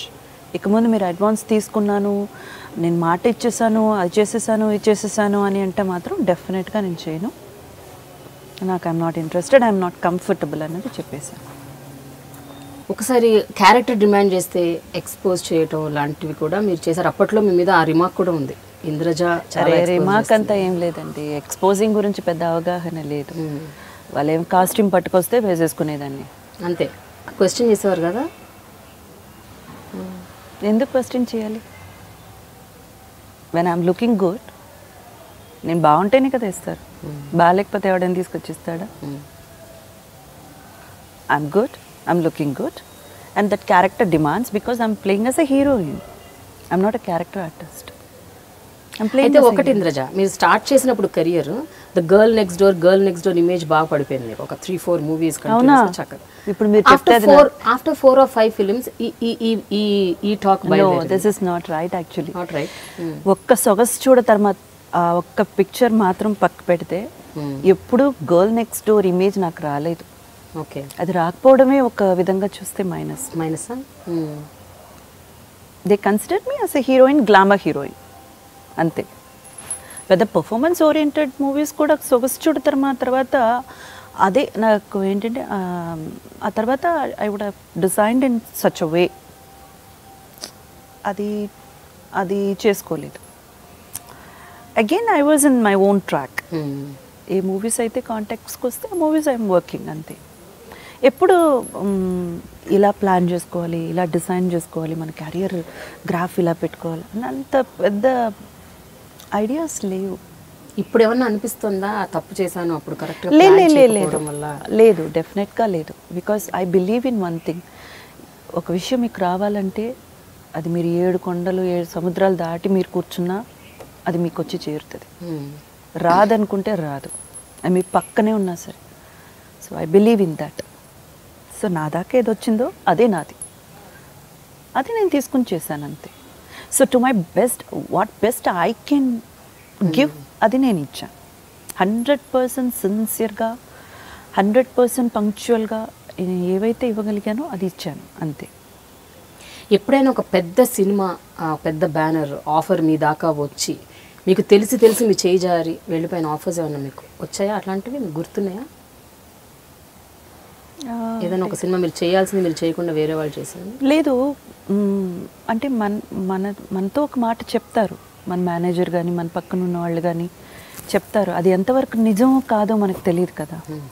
ఫర్ ఎన్ ఎగ్జాంపుల్ పెళ్లి సందడి అలా చెప్తారు, మీరు ఊహ అనుకున్నారు, ఎందుకంటే ఇద్దరు కొంచెం సిమిలారిటీస్ ఉంటాయి, రిసెంబ్లెన్స్ ఉంటాయి. సో మీరు ఇద్దరు సిస్టర్స్ కింద అనుకున్నారు, రాఘవేంద్ర గారు అయితే అనుకున్నారు అన్న మాట అయితే నా వరకు వచ్చింది. కానీ అది నిజమా కాదా, వీళ్ళు ఊరికే చెప్పారా అవన్నీ నాకు తెలియదు. అదైతే వచ్చింది, నా దాకా వచ్చింది. బట్ వాళ్ళ తరపు నుంచి ఎవరు నన్ను అప్రోచ్ అవ్వలేదు, అటువంటిది ఏం జరగలేదు. So I cannot say that it is true అని నేను చెప్పలేను. బట్ మీ టైంలో వచ్చిన సినిమాల్లో అరే ఈ ఫలానా సినిమా నాకు పడుంటే బాగుండేది, నేను I would have felt really good, అంటే ఈ సినిమా అయితే నేను ఇంకా బాగా చేసేదాన్ని అని అనిపించిన సినిమాలు ఏమైనా ఉన్నాయా? చేచే బాగా చేసిందని అని అనిపించలేదు ఎప్పుడు. అలాగే ఒక మూవీ చూసి ఇలాంటి క్యారెక్టర్ ఉంటే బాగుంటుందని కూడా నా అంటే నేను వర్క్ చేసిన సమయంలో అయితే పెద్దగా ఎప్పుడు అనుకోలేదు. Because it is somebody else, దాని గురించి నేను ఫీల్ అవ్వడం అంత కరెక్ట్ కాదేమో అన్న నా అభిప్రాయం. కానీ స్వర్ణకమలం మాత్రం ఎప్పుడు చూసినా అనిపించేది, ఇలాంటి ఒక మంచి డాన్సర్ క్యారెక్టర్ చేయాలి. సిన్స్ ఐమ్ క్లాసికల్ డాన్సర్, ఇలాంటి ఒక మంచి క్యారెక్టర్ పడితే ఎంత బాగుండేదో. అందులో కే విశ్వనాథ్ గారి డైరెక్షన్లో was like always my dream role అనమాట అది. సో అది ఎప్పుడు అనిపించేది, అది ఎప్పుడు పిక్చర్ చూసినా అనిపించే ఒక విషయం. కనీసం అలా అనిపించినప్పుడన్నా ఎప్పుడైనా సరే అప్రోచ్ అవ్వాలి, ఒక్కసారి వెళ్ళి కలుద్దాం విశ్వనాథ్ గారిని, లేకపోతే ఒక్కసారి వెళ్ళి అడుగు. అదంతా అసహ్యంగా ఉంటుంది. అవునా? ఎందుకుంటుంది అసహ్యంగా? మీరు ఉన్నది ఆ ఫీల్డ్లో కాదండి. వెళ్ళి కలవడం అంటే ఆయన్ని వెళ్ళి కలవడం, ఒక విష్ చేయడం అన్నది వేరు. నాకు ఇట్లాంటి అభిప్రాయం ఉంది. నాకు స్వర్ణకమలం గురించి కాదు నేను అనేది, అంటే ఆయనతో వర్క్ చేయాలి అని. ఇప్పుడు స్వర్ణకమలం కాకపోతే ఇంకో సినిమా, తర్వాత వేరే సినిమా వస్తే చేస్తాం, రాకపోతే బట్ అడగందే అమ్మాయినా అన్నం పెట్టదు. మీరు ఆ ఇండస్ట్రీలో ఉన్నారు, ఉన్నప్పుడు మీరు కనీసం వెళ్ళి అడగాలి, నాకు ఇష్టం, నాకు చేయాలని కాదు ప్రేమ. ఇప్పుడు నేను అదే చెప్పాను, నేను వెళ్ళి ఎలా అడుగుతాను అంటే మీరు అన్నారు లేదు మీరు వెళ్ళి కలవచ్చు కదా అన్నారు. ఇప్పుడు మళ్ళీ మీరు అదే చెప్తున్నారు. అంటే కలవటం అంటే కలిసి అడగటం, I want to work with you అని. Why don't give me an opportunity? I feel that you don't like it. Very embarrassing to go and ask anyone. అసలు బేసిక్ మీ నేచరే అదంట కదా. మీరు జనరల్ గా ఎవరిని ఏమి you don't like to take any kind of a help అని కాదు. I feel so embarrassed to go and ask, give me a chance. నాకు ఇది ఇలా ఉంది, ఇలా అనిపిస్తుంది, అది నాకు చాలా సిగ్గుగా ఉంటుంది. నేను ఎలా అడగను? వాళ్ళంతటా వాళ్ళు అడిగారంటే మాత్రం 200% పేమెంట్ నుంచి మిగతా అన్ని విషయాలు పక్కన పెట్టి చేయడానికి నేను రెడీ. కానీ నేను ఎలా వెళ్ళి అడగను? ఇంతకీ నేను వర్క్ చేశాను కే విశ్వనాథ్ గారిది ఒక చిన్నబ్బాయి ఫిల్మ్లో స్పెషల్ అపియరెన్స్ అయితే నేను చేశాను. అలా ఆయనతో మీరు వర్క్ చేశారు. ఆ టైంలో ఆ సందర్భంలో ఐఎమ్ ష్యూర్ మీరు ఆయనతో మాట్లాడుంటారు, కలిసి ఉంటారు. ఆయన మీకు చెప్పుంటారు కదా ఇలా చెయ్యి అలా చేయమని. లేదు, వెళ్ళి అప్పుడైనా విష్ చేయడం వరకు అయితే ఓకే, ఆయన చెప్పింది చేయడం వరకు అయితే ఓకే. అంటే common things we can discuss with anyone. Sir వా ఆ పిక్చర్ అసలు నేను ఎన్నిసార్లు చూసుంటానో, 100 సార్లు అయినా చూసుంటాను సార్, వాట్ అ మూవీ అని మనం చెప్పగలం. కానీ సార్ నాకు కూడా అలాంటి ఒక ఎట్లా అడుగుతా? అయ్యో దట్ వాజ్ సో ఎంబారసింగ్ కదా. నాకు కూడా ఒక అవకాశం అంతేనా? అయ్యో నాకైతే అది ఎందుకో కొంచెం, అంటే it's my personal opinion, I'm not talking about anyone else. I feel so embarrass. సొగసు చూడ తర్మ అవకాశం ఎట్లా వచ్చింది? ఎలా వచ్చిందో నాకు తెలియదు. అది కూడా తెలియదు. అంటే ఎలా వచ్చిందంటే ఎలా చెప్తాం? వచ్చింది, ఒకరోజు కాంటాక్ట్ చేశారు, గుణశేఖర్ గారు మూవీ మీరు చేస్తారని. కానీ ఆయనకి అసలు నా థాట్ ఎలా వచ్చింది ఆ క్యారెక్టర్కి, అదే అప్పటి వరకు మీరు అన్ని కొంచెం గ్లామర్ రోల్స్ ఒకటి రెండు మీరు నెక్స్ట్ గుణశేఖర్ గారిని ఇంటర్వ్యూ చేయండి, చేసి ఈ క్వశ్చన్ పెట్టండి. మీరు చెప్పండి ముందు. ఇప్పుడు మీరు కనీసం పోనీ అప్పటికి అనుకున్నారు అసలు ఆ క్యారెక్టర్ అది మొత్తం చాలా బరువైన క్యారెక్టర్ చెప్పలేదు, పర్ఫార్మెన్స్ ఓరియంటెడ్ రోల్. క్యారెక్టర్ చెప్పలేదు, క్యారెక్టర్ కూడా చెప్పలేదు, క్యారెక్టర్ తెలీదు. చాలా అంటే మీరు అన్నారు కదా మీ క్యారెక్టర్ ఏంటి, అందులో కథలో మీ పాత్ర ఏంటి తెలుసుకుని నేను సినిమా చేస్తాను అంటే నాకు నరేట్ చేయలేదు. ఓకే, ఇండిసెంట్ ప్రపోజల్ అన్న ఒక ఫిల్మ్ని ఒక బేస్ కింద తీసుకుని, మరీ డైరెక్ట్ రీమేక్ కింద కాదు, ఒక బేస్ కింద ఆ నాట్ తీసుకుని ఏదో ఒక కథ చేస్తున్నారు. వెరీ పవర్ఫుల్ విమెన్స్, ఒక విమెన్ క్యారెక్టర్ అది. హోమ్లీ, చక్కగా తెలుగింటి ఆడపడుచులా ఉండాలి. See these are the things will be given to you. ఒక ఐడియా ఆ క్యారెక్టర్ ఎలా ఉంటుంది. డీటెయిల్ నెరేషన్ అయితే అవన్నీ ఏమి ఇవ్వలేదు. Okay, because I was in Rajahmundry at that time. 2 days ముందే రీచ్ అవ్వాల్సింది హైదరాబాద్కి. సార్ వాళ్ళందరూ వెయిట్ చేస్తున్నారు ఇక్కడ. నేను రాజమండ్రి నుంచి 2 days తర్వాతే వచ్చాను. చివరికి ఆయన కోప్పడి మా మేనేజర్ దగ్గర ఏంటి అమ్మాయి వస్తుందా లేకపోతే నేను వేరే ఏమైనా ప్లాన్ చేసుకోనా అని కూడా అడిగారట. ఆ విషయం అయితే తెలిసింది నాకు. అసలు ఇన్ని రోజులు ఇక్కడ ఉండాలి, ఒక 2 days ఎక్స్టెండ్ అయింది కాబట్టి I'm staying there. I don't know these things are going on బిహైండ్లో. ఇన్ని జరుగుతున్నాయని కూడా నాకు తెలియదు. Once I reach the set only I was told ఇలా కొంచెం మీ మీద కోపం కూడా ఉందని. అప్పుడు నేను చెప్పాను, సార్ నా వరకైతే ఏం రాలేదు, ఈ డేట్కి నేను ఇక్కడ ఉండాలి, మీరు నా కోసం వెయిట్ చేస్తున్నారు, వీళ్ళు వెయిట్ చేస్తున్నారు అన్నది కానీ నాకు ఏమీ అసలు తెలియదు. సో ఐఎమ్ సారీ సార్ అంటే, దట్స్ ఓకే మా. అయితే ఆ పాత్ర చాలా electrifying, emotional, high drama. The credit goes to Gunasekhar గారు. కంప్లీట్గా ఆయన ఒక్కరికే తెలుసు వాట్ ఇస్ వాట్, ఎలా ఒక ఆర్టిస్ట్ని ఎలా ఆ క్యారెక్టర్ని ఇంద్రజ చేత ఎలా చేపించాలన్న డిజైన్ నుంచి చేపించడం వరకు అయితే కంప్లీట్గా గుణశేఖర్ గారే. మీకు ఆ సినిమాకి అవార్డు కూడా వచ్చింది ఇంద్రజ? చాలా అవార్డ్స్ వచ్చాయి. అంటే కానీ స్టేట్ అవార్డ్ మాత్రం ఒక చిన్న విషయం మీద మిస్ అయ్యాను. రోగిణి గారు నాకు డబ్బింగ్ చెప్పారు ఆ ఫిల్మ్లో. సో డబ్బింగ్ ఓన్ వాయిస్ ఉంటేనే అవార్డ్స్ ఇస్తామని ఆ సంవత్సరం నుంచి ఆ రూల్. అయ్యో, ఎందుకంటారు? అంటే దాని బిఫోర్ ఇయర్ వరకు అయితే మాత్రం ఇట్ వాజ్ ఓకే, దాని గురించి పెద్ద ఇది లేదు. ఆ సంవత్సరం నాకు రావాల్సిన అవార్డు మిస్ అవ్వడానికి కారణం state award, Nandi award, dubbing voice కాబట్టి. అప్పుడు బాధపడ్డారా? చాలా చాలా బాధపడ్డాను. స్టేట్ అవార్డు కదా, ఎంతైనా ప్రెస్టీజియస్ విషయం. అంటే అవార్డు కన్నా కూడా మనల్ని గుర్తిస్తున్నారు, సంబడి ఇస్ రికగ్నైజింగ్ ఆ వర్క్ అన్నది. ఇట్స్ అ బిగ్ థింగ్ కదా, more than an award. I know. Yes. అయితే ఆ సినిమా మొత్తం, అంటే ఆ సినిమా ఎక్స్పీరియన్సెస్లో మోస్ట్ మెమరబుల్ థింగ్ మీకు గుర్తుందా, విచ్ రియలీ లైక్డ్?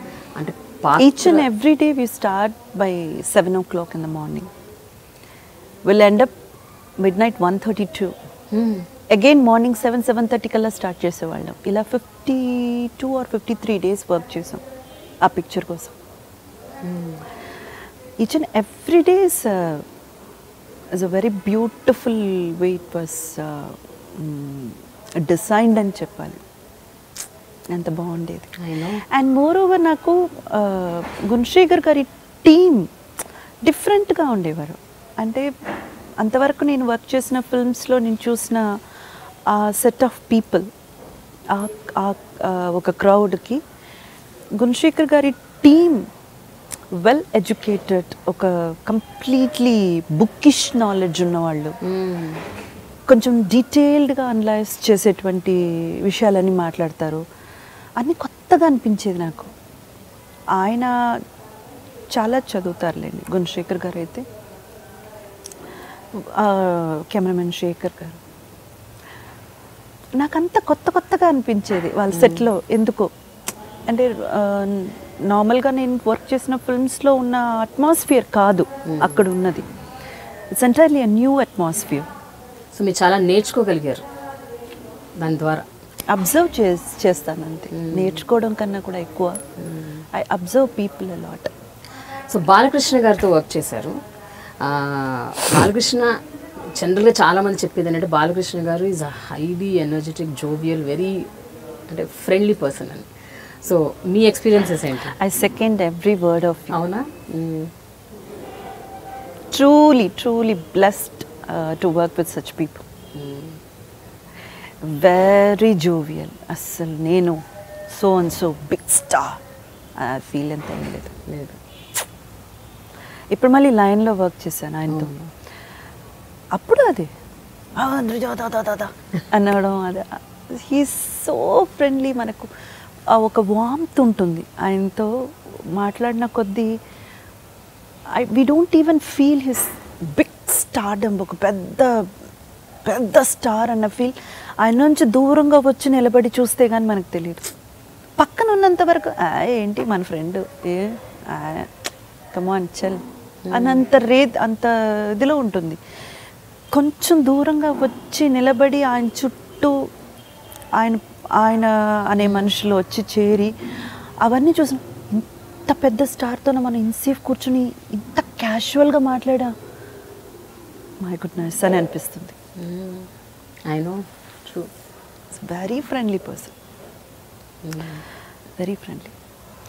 ఒక విషయం చెప్పండి ఇంద్రజ, మీరు ఇండస్ట్రీలోకి అడుగు పెట్టిన టైంలో, అంటే మీరు యాజ్ యూ సెడ్ నాకు ఇండస్ట్రీ తెలీదు, కొత్తగా సినిమాలు చేయటం అది ఇదని, ఆ టైంలో ఎవరన్నా did they take advantage of you? అంటే రాంగ్ మూవ్మెంట్స్ ఇవ్వటం, మేకింగ్ యూ ఫీల్ వల్నరబుల్, ఇండీసెంట్గా బిహేవ్ చేయటం, ఇలాంటివి ఎప్పుడైనా మీరు ఎన్కౌంటర్ అయ్యారా as a part of your career? Proposals అయితే చాలా ఉంటాయి. So I would not call it as just because I'm a newcomer and I'm a lady, వాళ్ళు నాతో అలా ప్రవర్తించారు అని నేను చెప్పలేను. ఎక్కడ పనిచేసినా ఒక విమెన్కి ఉన్నటువంటి ప్రాబ్లమ్స్ ఇది. మన మీడియా ఒక్కటే కాదు, మీరు ఒక ఆఫీస్లో లేదు వేరే ఎక్కడ పనిచేస్తున్నారు, ఎక్కడున్న women and if you look beautiful, your attractive, ఇవి ఇలాంటివి జరుగుతూనే ఉంటుంది. అవన్నీ పెద్దగా పట్టించుకోకూడదు. వాళ్ళు ఎంత డీప్గా లేకపోతే మనకు మరీ ఇబ్బంది కలిగేటువంటి ఒక విధంలో ప్రవర్తిస్తున్నారు అన్నప్పుడు తప్ప మనం పెద్దగా దాని గురించి పట్టించుకోవాల్సిన అవసరం లేదు. ఇటువంటివి కొన్ని టీస్ చేయడాలు, ప్రపోజల్స్, అవన్నీ అలా ఇట్స్ పార్ట్ ఆఫ్ లైఫ్ అంతే. అది మీడియా ఒక్కట్లోనే. అలాంటివి కాకుండా సంథింగ్ వెరీ సీరియస్ లేదు. ఎప్పుడైనా అలాంటివి సీరియస్ ఏమైనా ఎన్కౌంటర్ అయ్యారు? లేదు. Because I have no such desire. వీళ్ళని ఉపయోగించుకొని మనం పైకి వెళ్ళగలమా, లేకపోతే ఈ ఒక్క విషయాన్ని పట్టుకుని మనం వేరే ఏదైనా సాధించగలమా? నాకు ప్లాన్స్ ఏం లేవు కదా.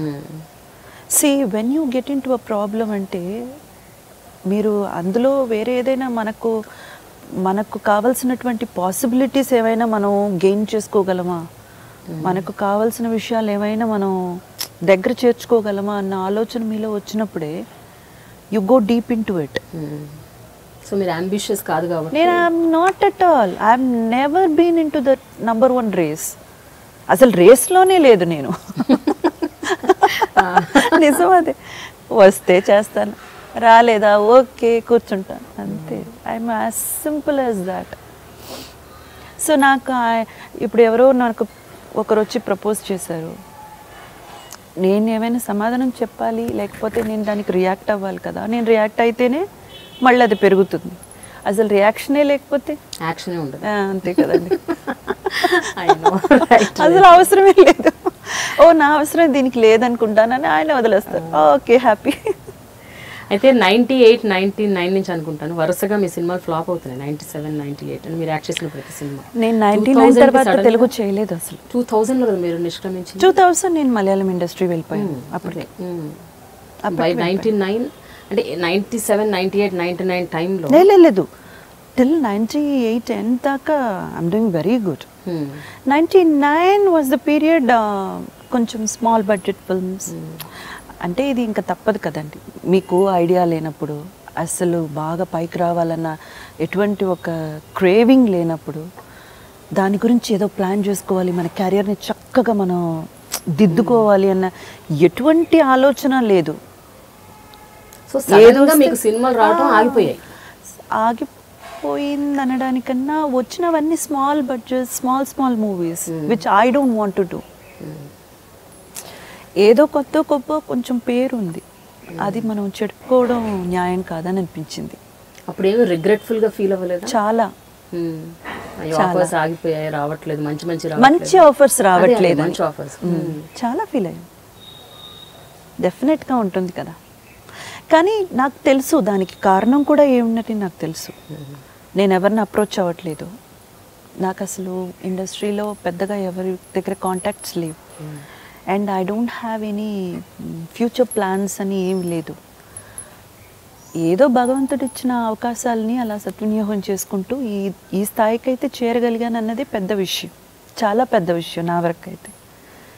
అండ్ మోర్ ఓవర్ ఆడియన్స్లో మంచి పేరు తెచ్చుకున్నాను, అండ్ ప్రేక్షకులు నన్ను ఆదరించారు, అభిమానించారు. That itself a big deal for me. It's a very big thing.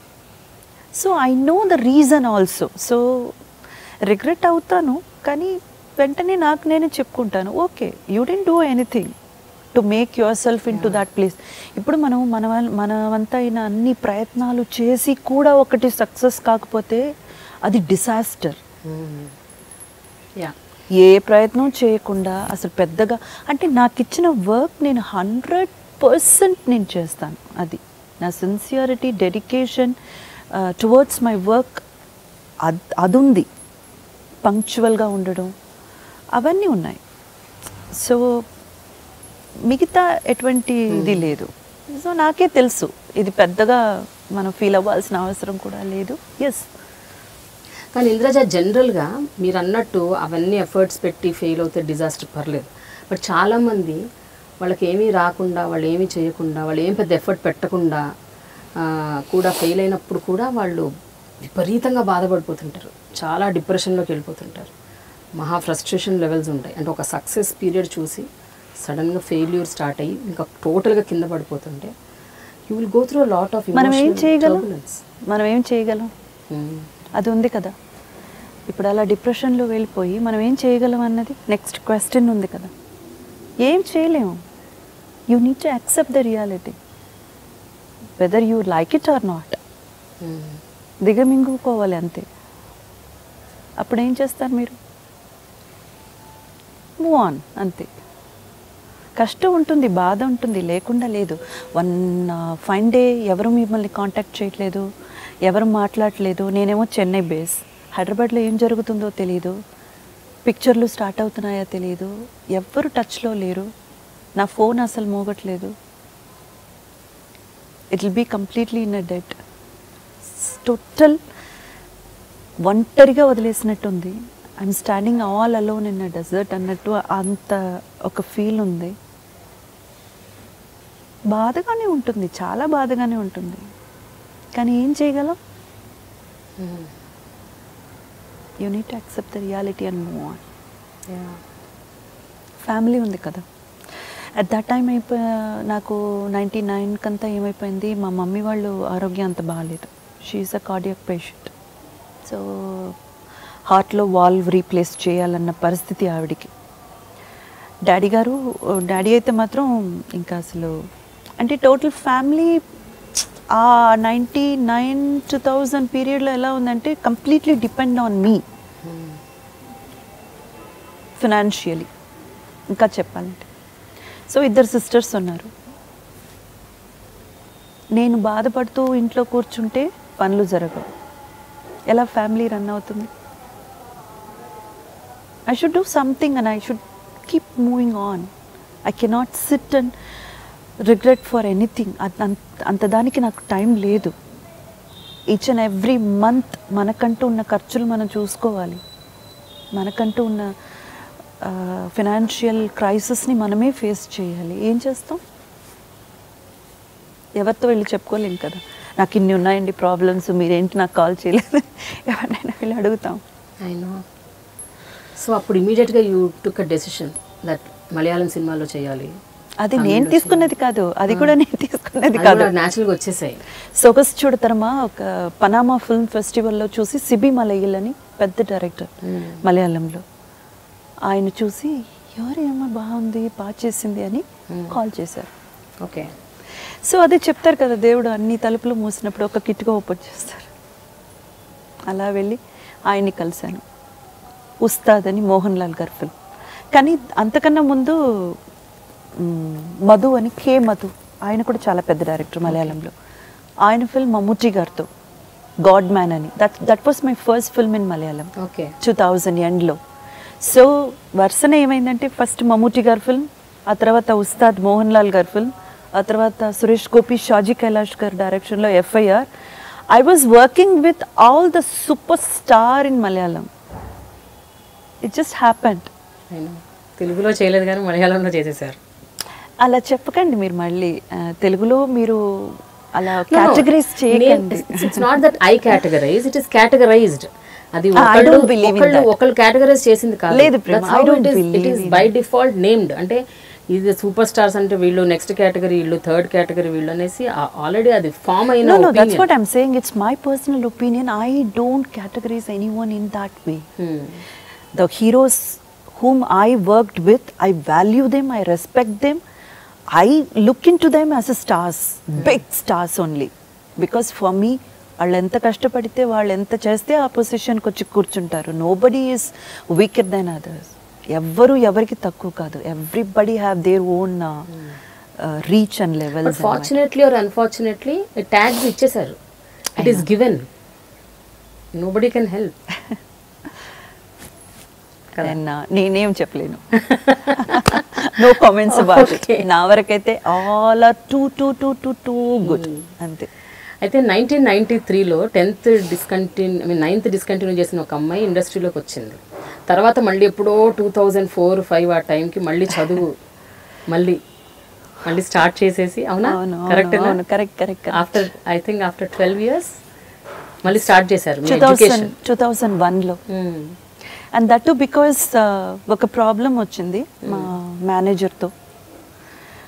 ఆయన అగ్రిమెంట్ వేసేసి ఒక ప్రాబ్లం ఒకటి వచ్చింది. అప్పుడు మమ్ముట్టి గారు నాకు హెల్ప్ చేశారు.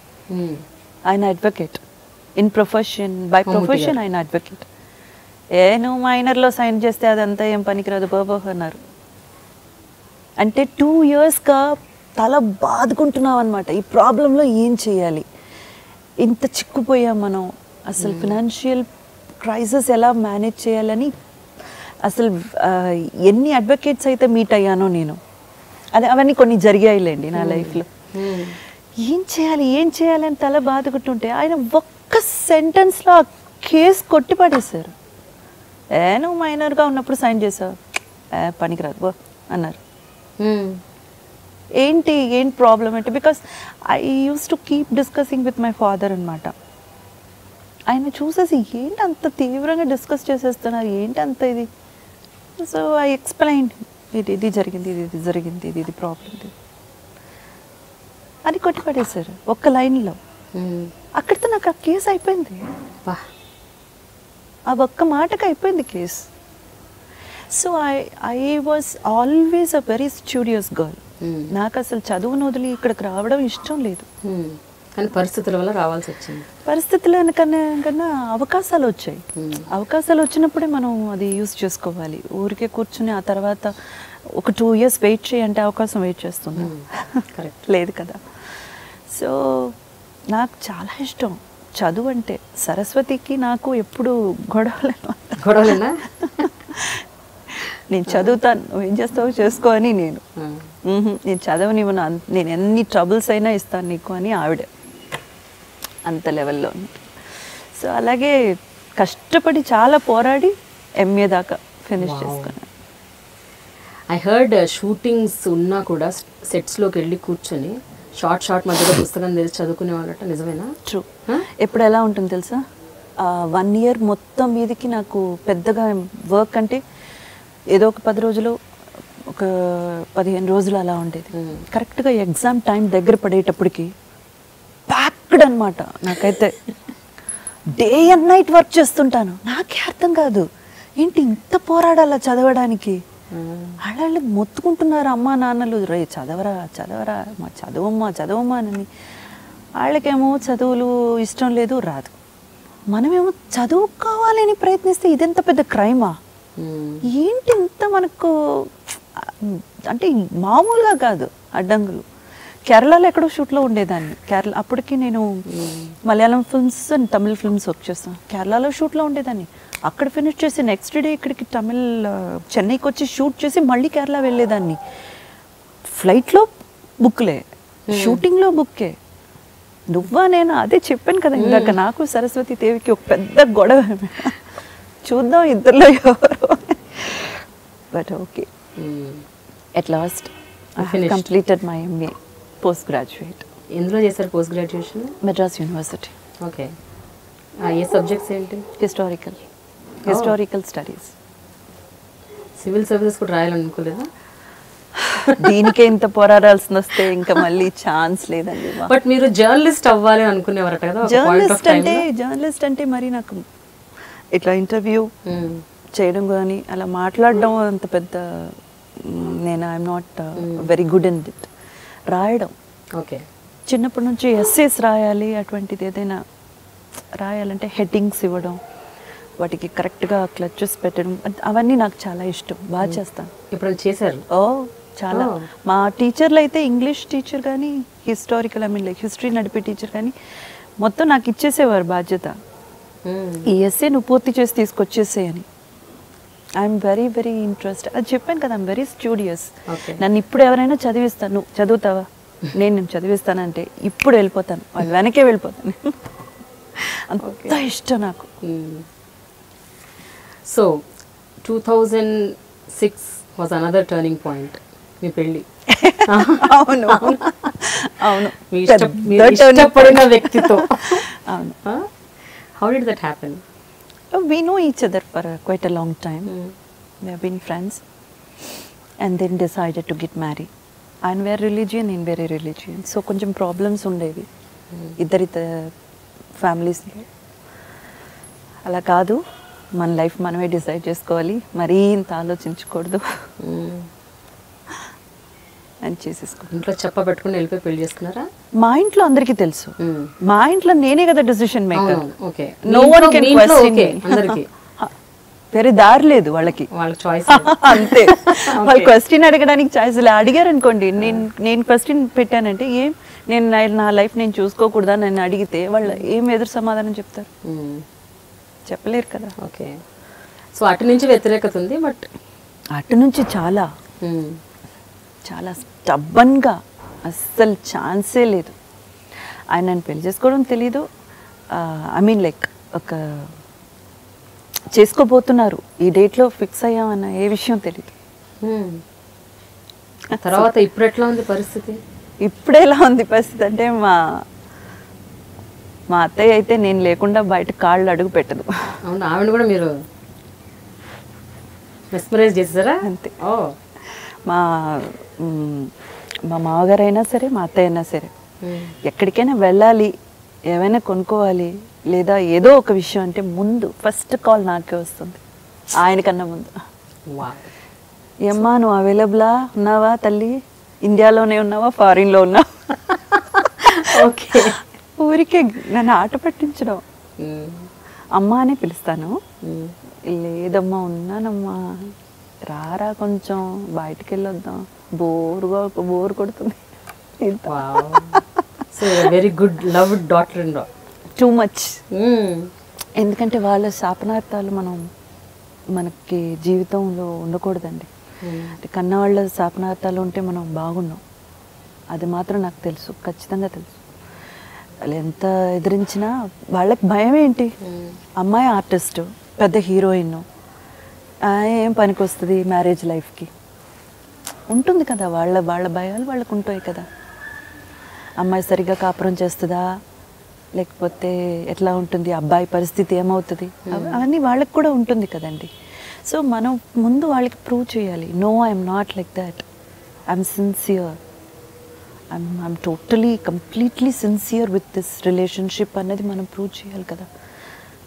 ఆ ఒక్క అవకాశం వాళ్ళకు కూడా మనం ఇవ్వాలి. ఆ ప్రూవ్ చేసుకునే ఎఫర్ట్స్లో, ఆ ప్రూవ్ చేసుకునే ఆ ఒక ప్రొసీడింగ్స్లో వాళ్ళు కూడా మనల్ని నమ్మడం మొదలు పెట్టాలి. ఇట్స్ మ్యూచువలీ అనమాట. బై గాడ్స్ గ్రేస్ నా సైడ్ అయితే రెండు కుదిరింది. ఎంతకాలం అయింది ఫ్యామిలీ అందరూ మళ్ళీ పాప పుట్టే వరకు? అవునా? సో 2008లో పాప పుట్టింది. పాప పుట్టినప్పుడు అందరూ మా పక్కన ఉన్నారు, బంధువులు అందరూ ఉన్నారు మా పక్కన. That was one happiest moment in our life. అందరూ ఉన్నారు. మా అత్తయ్య గారే ఫస్ట్ తీసుకున్నారు పాప. మా నాన్న మా అమ్మ అయితే ఆవిడకే ఇవ్వండి అని చెప్పారు. కొంచెం అంతవరకు కాపాడారు. ఎందుకు అక్కడ మళ్ళీ గొడవ పడ్డారు అనుకోండి, ఏంటి ఇప్పుడు వచ్చిన వాళ్ళకి ఇస్తే మాకు ఇవ్వరు. అలా కాకుండా వాళ్ళు ఓకే చాలా గొప్ప మనసుతో అని వదిలేరు. కానీ అప్పుడు ఆ టైంలో, ఆ మూమెంట్లో, అంటే ఇమీడియట్గా అప్పుడు కాకపోయినా కనీసం ఒక 1-2 డేస్ తర్వాత ఎప్పుడైనా రియలైజ్ అయ్యారా, ఎంతో పడ్డాను లైఫ్లో, ఎన్నో ఇష్యూస్ ఫేస్ చేశాను, ఎన్నో ప్రాబ్లమ్స్ ఫేస్ చేశాను, ఇది కదా moment, this is the moment which I was waiting for? Was it very emotional? లేదు, అప్పటికి నేను ఐఎమ్ నాట్ వెరీ ష్యూర్ నా లైఫ్ ఇంకా ఏమవుతుందా అని.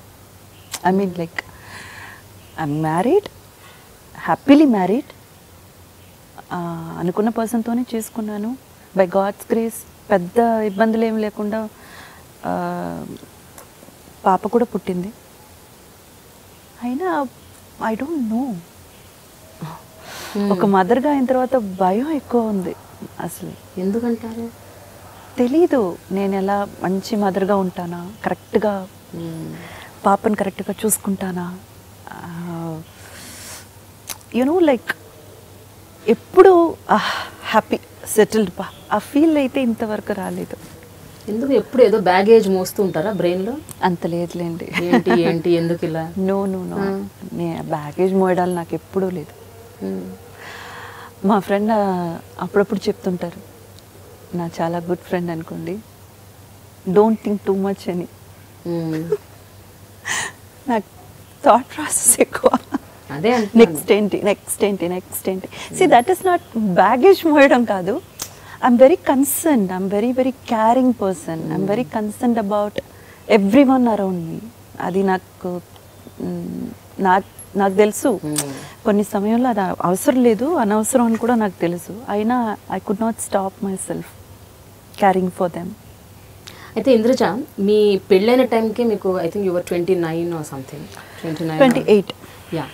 అప్పుడుకి అంటే మీ హెల్త్ కూడా అప్పట్లో కొంచెం సహకరించారు కదా మీ అమ్మాయిని మీరు when you were carrying your daughter? ఛాన్సే లేదు. Minus the normal way of delivery. అలా అంటలేదు నేను. డెలివరీ టైంలో యువర్ యాక్చువల్లీ అంటే చాలా మంది మీకు సజెస్ట్ చేశారంట, don't go for a normal, your health is లేదు. తప్పుగా చెప్పారు మీకు. లేదు, I'm very much fine and I'm yoga ప్రాక్టీస్నర్. నాకు అసలు రోజు హాఫ్ అన్ అవర్ అన్నది మినిమం, మ్యాక్స్ అది నా టైం సంబంధించి ఉంటుంది. I does yoga. సో అదే నా హెల్త్ వైజ్ అయితే I'm sound always by God's great touch wood till today. అది కాదు, యాక్చువల్గా నాకు ఇచ్చిన డేట్ ఏంటంటే June 16th, 15th, 16th ఇచ్చారు డేట్ పాపది. బట్ నాకేంటంటే ఐఎమ్ బాబా డివోటీ.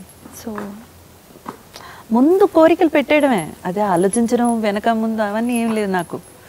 స్వామి, నాకు నార్మల్ వే ఆఫ్ డెలివరీయే కావాలి, నేనైతే సీజర్ చేసుకోను, I don't want that procedure, నాకు నార్మల్ వే ఆఫ్ డెలివరీ. అంత కండిషన్సే, ఇంకా అడగడాలు కూడా లేవు. దేవుడికి అంతే. బాబా మీరే చేయాలి, ఐ డోంట్ నో, ఏం పెట్టేయడమే. నాకు 15th, 16th అన్నా నొప్పులు రావట్లేదు. ఓకే 2 days వెయిట్ చేద్దాం, ఒక 3 days వెయిట్ చేద్దాం, ఇలా డేట్లు పోతున్నాయి. టిల్ 25th అయిపోయింది, June 25th అయిపోయింది. అందరూ భయపెట్టేస్తున్నారు, అందరూ వచ్చి అడ్వైస్లు, అందరూ వచ్చి ఇంకా చెప్పాలంటే మా ఆయన అంతా చాలా కోప్పడ్డారు. నువ్వు చూడు, నీకు అవసరం లేని ఒక ఇది పెట్టుకున్నావు, నువ్వు చాలా అడమెంట్గా ఉన్నావు, నీ అడమెంట్లో నువ్వు పాపకి ఏమైనా జరిగిందో నేను చంపేస్తాను. ఏంటి ఏంటి అడమెంట్? సీజర్ అంటే ఏంటి? అందరు చేసుకోవట్లే, అందరు చేసుకుని ఇంటికి వెళ్ళట్లే, నువ్వేంటి నార్మల్ డెలివరీ అయితేనే చేసుకుంటాను. ఏమనుకుంటున్నావు నువ్వు? లోపల ఉన్నది ప్రాణం, నీకేమైనా బుద్ధి? నేను బాబాతో చెప్పాను, బాబా నాకు చేస్తారు. గట్టి నమ్మకం, పిచ్చి అసలు. అదంటే అప్పుడు 26th ఇక నేను చెప్పేశాను, అంటే బాబాతో వెళ్ళే, నాకు ఈరోజు కాకపోతే మాత్రం నేను అసలు నిన్ను మొక్కను. సీరియస్? పిచ్చిగా ఉంటుంది కదా నిజంగా. నేను అసలు నిన్ను ఇంకా మొక్కను. అందరూ తిడుతున్నారు నన్ను. 10 రోజులు దాటిపోయి, యాక్చువల్లీ ఎక్స్పెక్టెడ్ టైం అయితే June 10th. అక్కడ డాక్టర్ ఏం చేశారు, ఒక 5 days ఎక్సెస్గా చెప్పి భయపడద్దు, ఎందుకంటే అందరు భయపడిపోతారు కదా. 10th ఎక్స్పెక్టెడ్ డే అంటే 12th 13th వెళ్ళేటప్పటికి అందరు భయపడిపోతారు, ఎందుకు రాలేదు ఇంకా పెయిన్స్, ఎందుకు రాలేదు అని. అందులో ఆ కార్డ్ ఒకటి చుట్టుకుంటే అది పెద్ద ప్రమాదం పాప, ఏ బిడ్డకైనా అని మొక్కుని చూస్తే ఆ రోజు night normal way of delivery. So health wise problem ఏం లేదు. సో మొత్తానికి బాబా మీ మాట వింటారు? అయ్యో అంత లేదులేండి, నా పిచ్చి కాకపోతే. ఏ బాబా అండి? ఇద్దరు, షిరిడి బాబా, పుట్టపర్తి. చాలా నమ్మకమా? చాలా. ఇంకా ఇలాంటి ఏమేమి మిరకల్స్ జరిగాయి? ఇంకా చాలా జరిగాయి, ఒక్కటి కాదు, 2 కాదు, జరుగుతూనే ఉంటాయి. మన నమ్మకం ఎంతవరకు అయితే ఉందో, అంటే ఇది నిజమో కాదో కూడా నాకు తెలియదు. I mean whether I'm talking with complete sense or not అని కూడా నాకు తెలియదు. నా నమ్మకం అయితే ఇది, ఎంత గట్టిగా మీరు నమ్మితే అంత ఎక్కువగా మిరాకిల్స్ జరుగుతూ ఉంటుంది. సో లైఫ్లో జరిగిన ప్రతి ఒక గొప్ప విషయం, ఒక అద్భుతం, లేకపోతే ఈవెన్ ఒడిదొడుకులు వచ్చినా కూడా వాటిని ఫేస్ చేయగలిగే ఒక ధైర్యం, శక్తి, ఇదంతా మీకు బాబానే ఇచ్చారంటారా? ఒడిదొడుకులు అంత ఫేస్ ఏం చేయలేదండి నేను. I'm okay with my life. At least అంటే ఇప్పుడు ఎట్లా ఉండబోతుందో ఏమిటో లైఫ్ అని మీకు మధ్య మధ్యలో ఇట్లా డౌట్లు వస్తుంటాయి కదా, ఇందాకే చెప్పారు ఏమవుతుందో ఏంటో అని.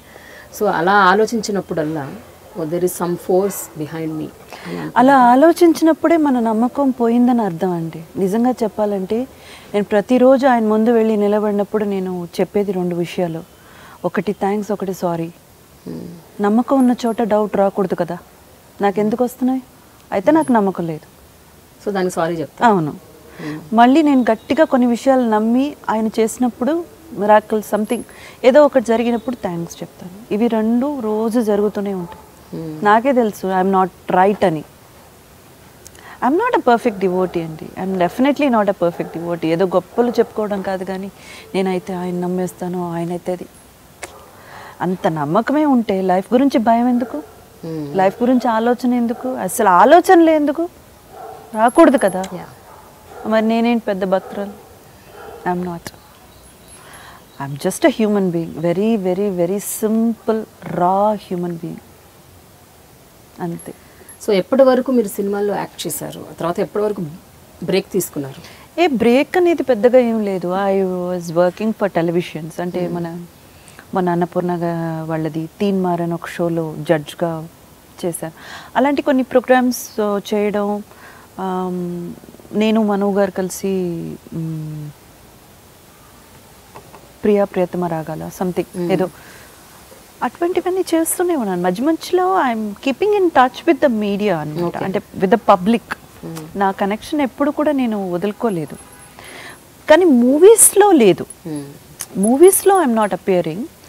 అంటే 2006 నా మ్యారేజ్ అయినప్పుడు I took a break.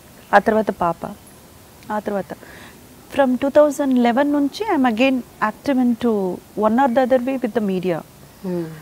But films కన్నది 2014 నుంచి, అంటే దిక్కులు చూడకు రామయ్య ఆ పిక్చర్లో మళ్ళీ రీఎంట్రీ. ఓకే. కానీ ఇంద్రజ, మీరు సినీ ఇండస్ట్రీలో ఎంత గొప్ప గొప్ప నటుల్ని చూశారు, ఎంతమందితో యాక్ట్ చేశారు, చాలా గొప్ప గొప్ప మనుషులతో పరిచయం పెంచుకున్నారు. కానీ ఒక ఫైన్ డే టెలివిజన్లో ఒక వ్యక్తి అద్భుతంగా నటించడం చూసి ఆ వ్యక్తికి మీరు ఫోన్ చేసేసి మీరు చాలా గొప్పగా నటించారు అని చెప్పారు. ఆ వ్యక్తే ఈవెన్చువల్గా మీ హస్బెండ్ అయ్యారు. అవునా? అవును, అది నా అలవాటు. ఆయన ఒక్కరికే కాదండి, నేను చాలామందికి ఫోన్ చేసి మాట్లాడాను.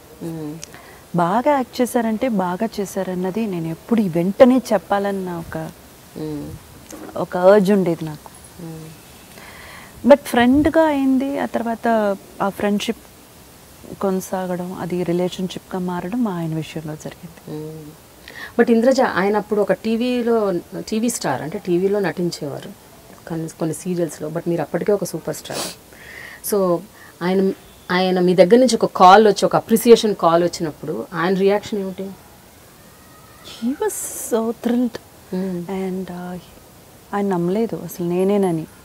ఎవరో ఫ్రెండ్స్ ఆట పట్టిస్తున్నారు ఊరికే అనేసి. అప్పుడు నేను మన ఇదేం నువ్వుల నూనె గురించి యాడ్ చేస్తున్నాను అనమాట. ఎక్కడంటే ఇప్పుడు మనకు చెన్నైలో మీరు వచ్చారంటే ఫోరం మాల్ అని ఒక పెద్ద మాల్ కట్టారు. ఆ ప్లేస్లో స్టూడియో ఉండేది మనది, విజయవాహిని స్టూడియో. ఓకే. ఆ విజయవాహిని స్టూడియో 3 కింద చేసేసుకుని గ్రీన్ పార్క్ వచ్చింది, పక్కనే ఇప్పుడు ఫోరం మాల్ వచ్చేసింది అని మొత్తం మారిపోయింది చెన్నై. అక్కడ విజయవాహిని స్టూడియోలో నాకు షూట్ ఆ రోజు నెక్స్ట్ డే. నేను అన్నాను, మీరు నమ్మట్లేదు నేను ఎంత చెప్పినా, come in person, I'm there shooting, మీరు వచ్చి కలవండి నన్ను అని. He came. అంటే ఆయనకు అప్పుడు కూడా నమ్మకలేదు, నేనే కాల్ చేశానని. ఓకే. అన్నారా ఇంత సూపర్ స్టార్ నుంచి నాకు అప్రిసియేషన్ రావడం ఏమిటి అని? అవి అంటే అది చెప్పకుండానే అర్థమైపోతుంది కదా, వాళ్ళ లుక్స్, వాళ్ళు మాట్లాడడం, ఇలా చూడడం, అలా దాంట్లోనే అర్థమైపోతుంది కదా. Okay. But he's not normal అట్లా కాదు, వాళ్ళకి ఫ్యామిలీ బిజినెస్ ఉంది. ఈజ్ ప్యాషన్ అంతే, ఆయనకి యాక్టింగ్ అన్నది passion. Is a creative head for BC అని, బిహైండ్ సినిమాస్ అని ఒక కంపెనీకి he's a creative head. Okay. And he has family business. వాళ్ళ అన్నయ్య అయితే ఎక్స్పోర్ట్స్ అనమాట, క్లోత్ ఎక్స్పోర్ట్స్. సో అది ఆయన యుఎస్లో ఉన్నారు వాళ్ళ అన్నయ్య. అంటే he has his own background అనమాట, బ్యాక్గ్రౌండ్ లేని మనిషి ఇంకా. He has his family business ఉంది, ఇటు పక్క ఆయనంతటా ఆయన క్రియేటివ్ హెడ్గా ఉన్నారు. ఆ తర్వాత he right stories and scripts, చాలా ఉన్నాయి ఆయనకి. సో యాక్టర్గా అంటే అదొక ప్యాషన్ అంతే. ఇట్స్ నాట్ అ ఫుల్ ఫ్లెజ్డ్గా ఏదో దాని మీద ఆధారపడిపోయి ఏదో డబ్బుల కోసం అట్లా ఆ టైప్ అయితే మాత్రం కాదు. So what kind of married relationship మీది? అంటే ఈ 10 yearsలో, ఈ 10 ఏళ్లలో మీరు ఎలా ఇవాల్వ్ అయ్యారు? మీ మ్యారేజ్లో మీరు experience? Every day we're evolving అండి, అంతే. రోజు గొడవలు, ఆ తర్వాత ఒక కాంప్రమైజ్, ఆ తర్వాత కొంచెం అట్లా అట్లా అట్లా బాగుంది కదా అనుకున్నప్పుడు మళ్ళీ గొడవలు. అది ఇంకా నార్మల్. నువ్వు చాలా ఎక్కువ డామినేట్ చేస్తున్నావు అంటారా? నేను ఎప్పుడు అంతే అంటా, అవన్నీ అంతే. So you really dominate? I'm not అండి. నన్ను బాధ పెట్టాలి, నన్ను హర్ట్ చేయాలంటే ఆ ఒక్క మాట ఎవరైనా చెప్తే చాలు. I don't like that word at all. నువ్వు చాలా జడ్జ్మెంటల్గా ఉన్నావు, లేకపోతే నువ్వు చాలా డామినెంట్గా ఉన్నావు ఎవరైనా చెప్తే నాకు చాలా బాధ వేస్తుంది. అందుకని ఆ మాట వాడతారు ఆయన. Because I want to be friendly and I want to be dear heart to everybody. I love the way I be with the people. And అందులో నాకు చాలా ఇష్టమైన వాళ్ళతో I want to be a sweet heart.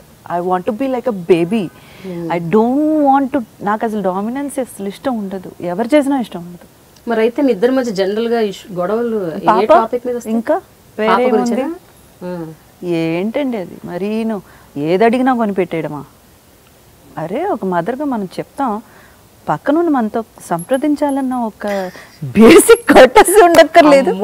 What is this nonsense కదా. విజృంభణ, ఏమడిగినా కొని పెట్టేయడం. అక్కడ పెట్టడానికి ఇంకా షెల్ఫ్ లో చోటే లేదు డ్రెస్సెస్ కి. ఏం కొనిస్తారైనా? ఏంటి తీసుకెళ్తే ఒక డ్రెస్ కొనివ్వండి, వెంటనే ఇది నాన్న, అది డాడీ, అది అంటే 10 డ్రెస్లా ఎక్కడ పెడతాను? మీరు పెట్టండి ముందు, ముందు సర్దండి అంటాను నేను. కానీ కూతుళ్ళు అంటే తండ్రులకు జనరల్గా ఇష్టం చాలా ఉంటుంది ఏమండి కదా? ఉండనివ్వండి, ప్రేమ చాలా నేను ఉంటుంది కూడా కదా? వాళ్ళకి కూతుర్నే, నేను కూడా కూతుర్నే. మా నాన్నగారు అలాగ పెంచారు. పెంపడం ఉంది కదా, కొంచెం కొంతవరకు కొంచెం కేర్ఫుల్గా పెంచుకోవాలి. అది ఆడదైనా సరే మగాడైనా సరే, నాకేం పార్షియాలిటీ ఏం లేదు. మరీ అండి ఈ బేబీ అలైవ్ అని ఏంటండి, అది ఒక డాల్ 2500 రూపీస్ అండి. బార్బీ లాగా. బాబీ కూడా కాదండి, దాని విశేషం చెప్తే మీరు నవ్వుతారు. అసలు ఏంటది చెప్పండి. నాకు తెలియదు. నాకు ఏంటంటే బార్బీ తెలుసు. క్లే ఉంటుందండి, ఆ డాల్ ఇచ్చేస్తారు, క్లే ఇస్తారు, దాన్ని చిన్న చిన్న చిన్న బాల్స్ కింద చేసి నోట్లో పడేస్తే ఏమైతుంది? డైపర్లో వస్తుంది. I kidding. No, I'm talking the truth. చాలా మంది ఫ్యామిలీస్కి తెలుసండి, మీకు అమ్మాయి పెద్దదైపోయింది కాబట్టి మీకు తెలియట్లేదు. అదేం ఫన్ అంటే, తను ఒక పాపను చూసుకుంటుందంట, అదొక మదర్ కింద ఫీల్ అయిపోయి ఆ పాపని కడగడం ఏంటి, బాతింగ్ చేయడం ఏంటి, భోజనం తినిపించడం ఏంటి, డైపర్ మార్చడం ఏంటి, దానికి 2500 రూపీసా? What is this nonsense? అది అడగకూడదా? అడిగితే తప్ప. సో అక్కడ గొడవ. ఎవరు గెలుస్తారు ఫైట్లో? ఇద్దరం గెలవం. మీ పాప గెలుస్తుంది. చిచి లేదు, తన తర్వాత ఇది వద్దు నాకు, దీని గురించే కదా మీకు గొడవలు, ఇది వద్దు నాకు, తీసిపాడి అన్ని మొత్తం డ్రామా. మొత్తానికి ఇమోషనల్ బ్లాక్మెయిల్ చేస్తున్నారు మీ అమ్మాయిని. అంత లేదులేండి, తనకి తెలిసి ఎలా డీల్ చేయాలో ఇద్దరిని మరీ తెలుసు. అమ్మతో ఎలా మాట్లాడాలి, నాన్నతో ఎలా మాట్లాడాలి. ఓకే ఇంద్రజ, మీరు జర్నలిస్ట్ అవ్వాలనుకున్నారు కాబట్టి నేను మన క్వశ్చన్ అడుగుతాను. జనరల్గా చుట్టుపక్కల ఉన్న సొసైటల్ ఇష్యూస్ లేకపోతే పొలిటికల్ ఇష్యూస్, అసలు ఏం జరుగుతుంది ప్రపంచంలో, ఇలాంటి వాటి మీద మీకు ఇంట్రెస్ట్ ఉంటుందా? అంటే అవగాహన ఉందా? పేపర్లు చదవటం, అసలు ఏం జరుగుతుందో తెలుసుకోవటం, దానికి స్పందించడం అయితే లేదండి. తెలుసుకోవడం వరకైతే ఉంది, స్పందించి ఏం చేస్తాను నేను? అస్సలు లేదండి. అట్లీస్ట్ వెన్ విమెన్ మీద అటాక్స్ అవుతున్నా లేకపోతే ఇలాంటివి జరిగినప్పుడు అయ్యో రియాక్ట్ అవ్వకుండా, అంటే రియాక్షన్ అన్నది వేరు, స్పందించి దాని గురించి ఏమైనా మన అంతటా మనం ఏదైనా ఒక ఎఫర్ట్స్ చేయడం అన్నది వేరు. ఆ లెవెల్కి అయితే అసలు నాకు ఏం చేయాలో ఐడియా లేదు కాబట్టి. వాట్ లెవెల్ యూ రియాక్ట్, అంటే మీ రియాక్షన్ ఎట్లా ఉంటుంది?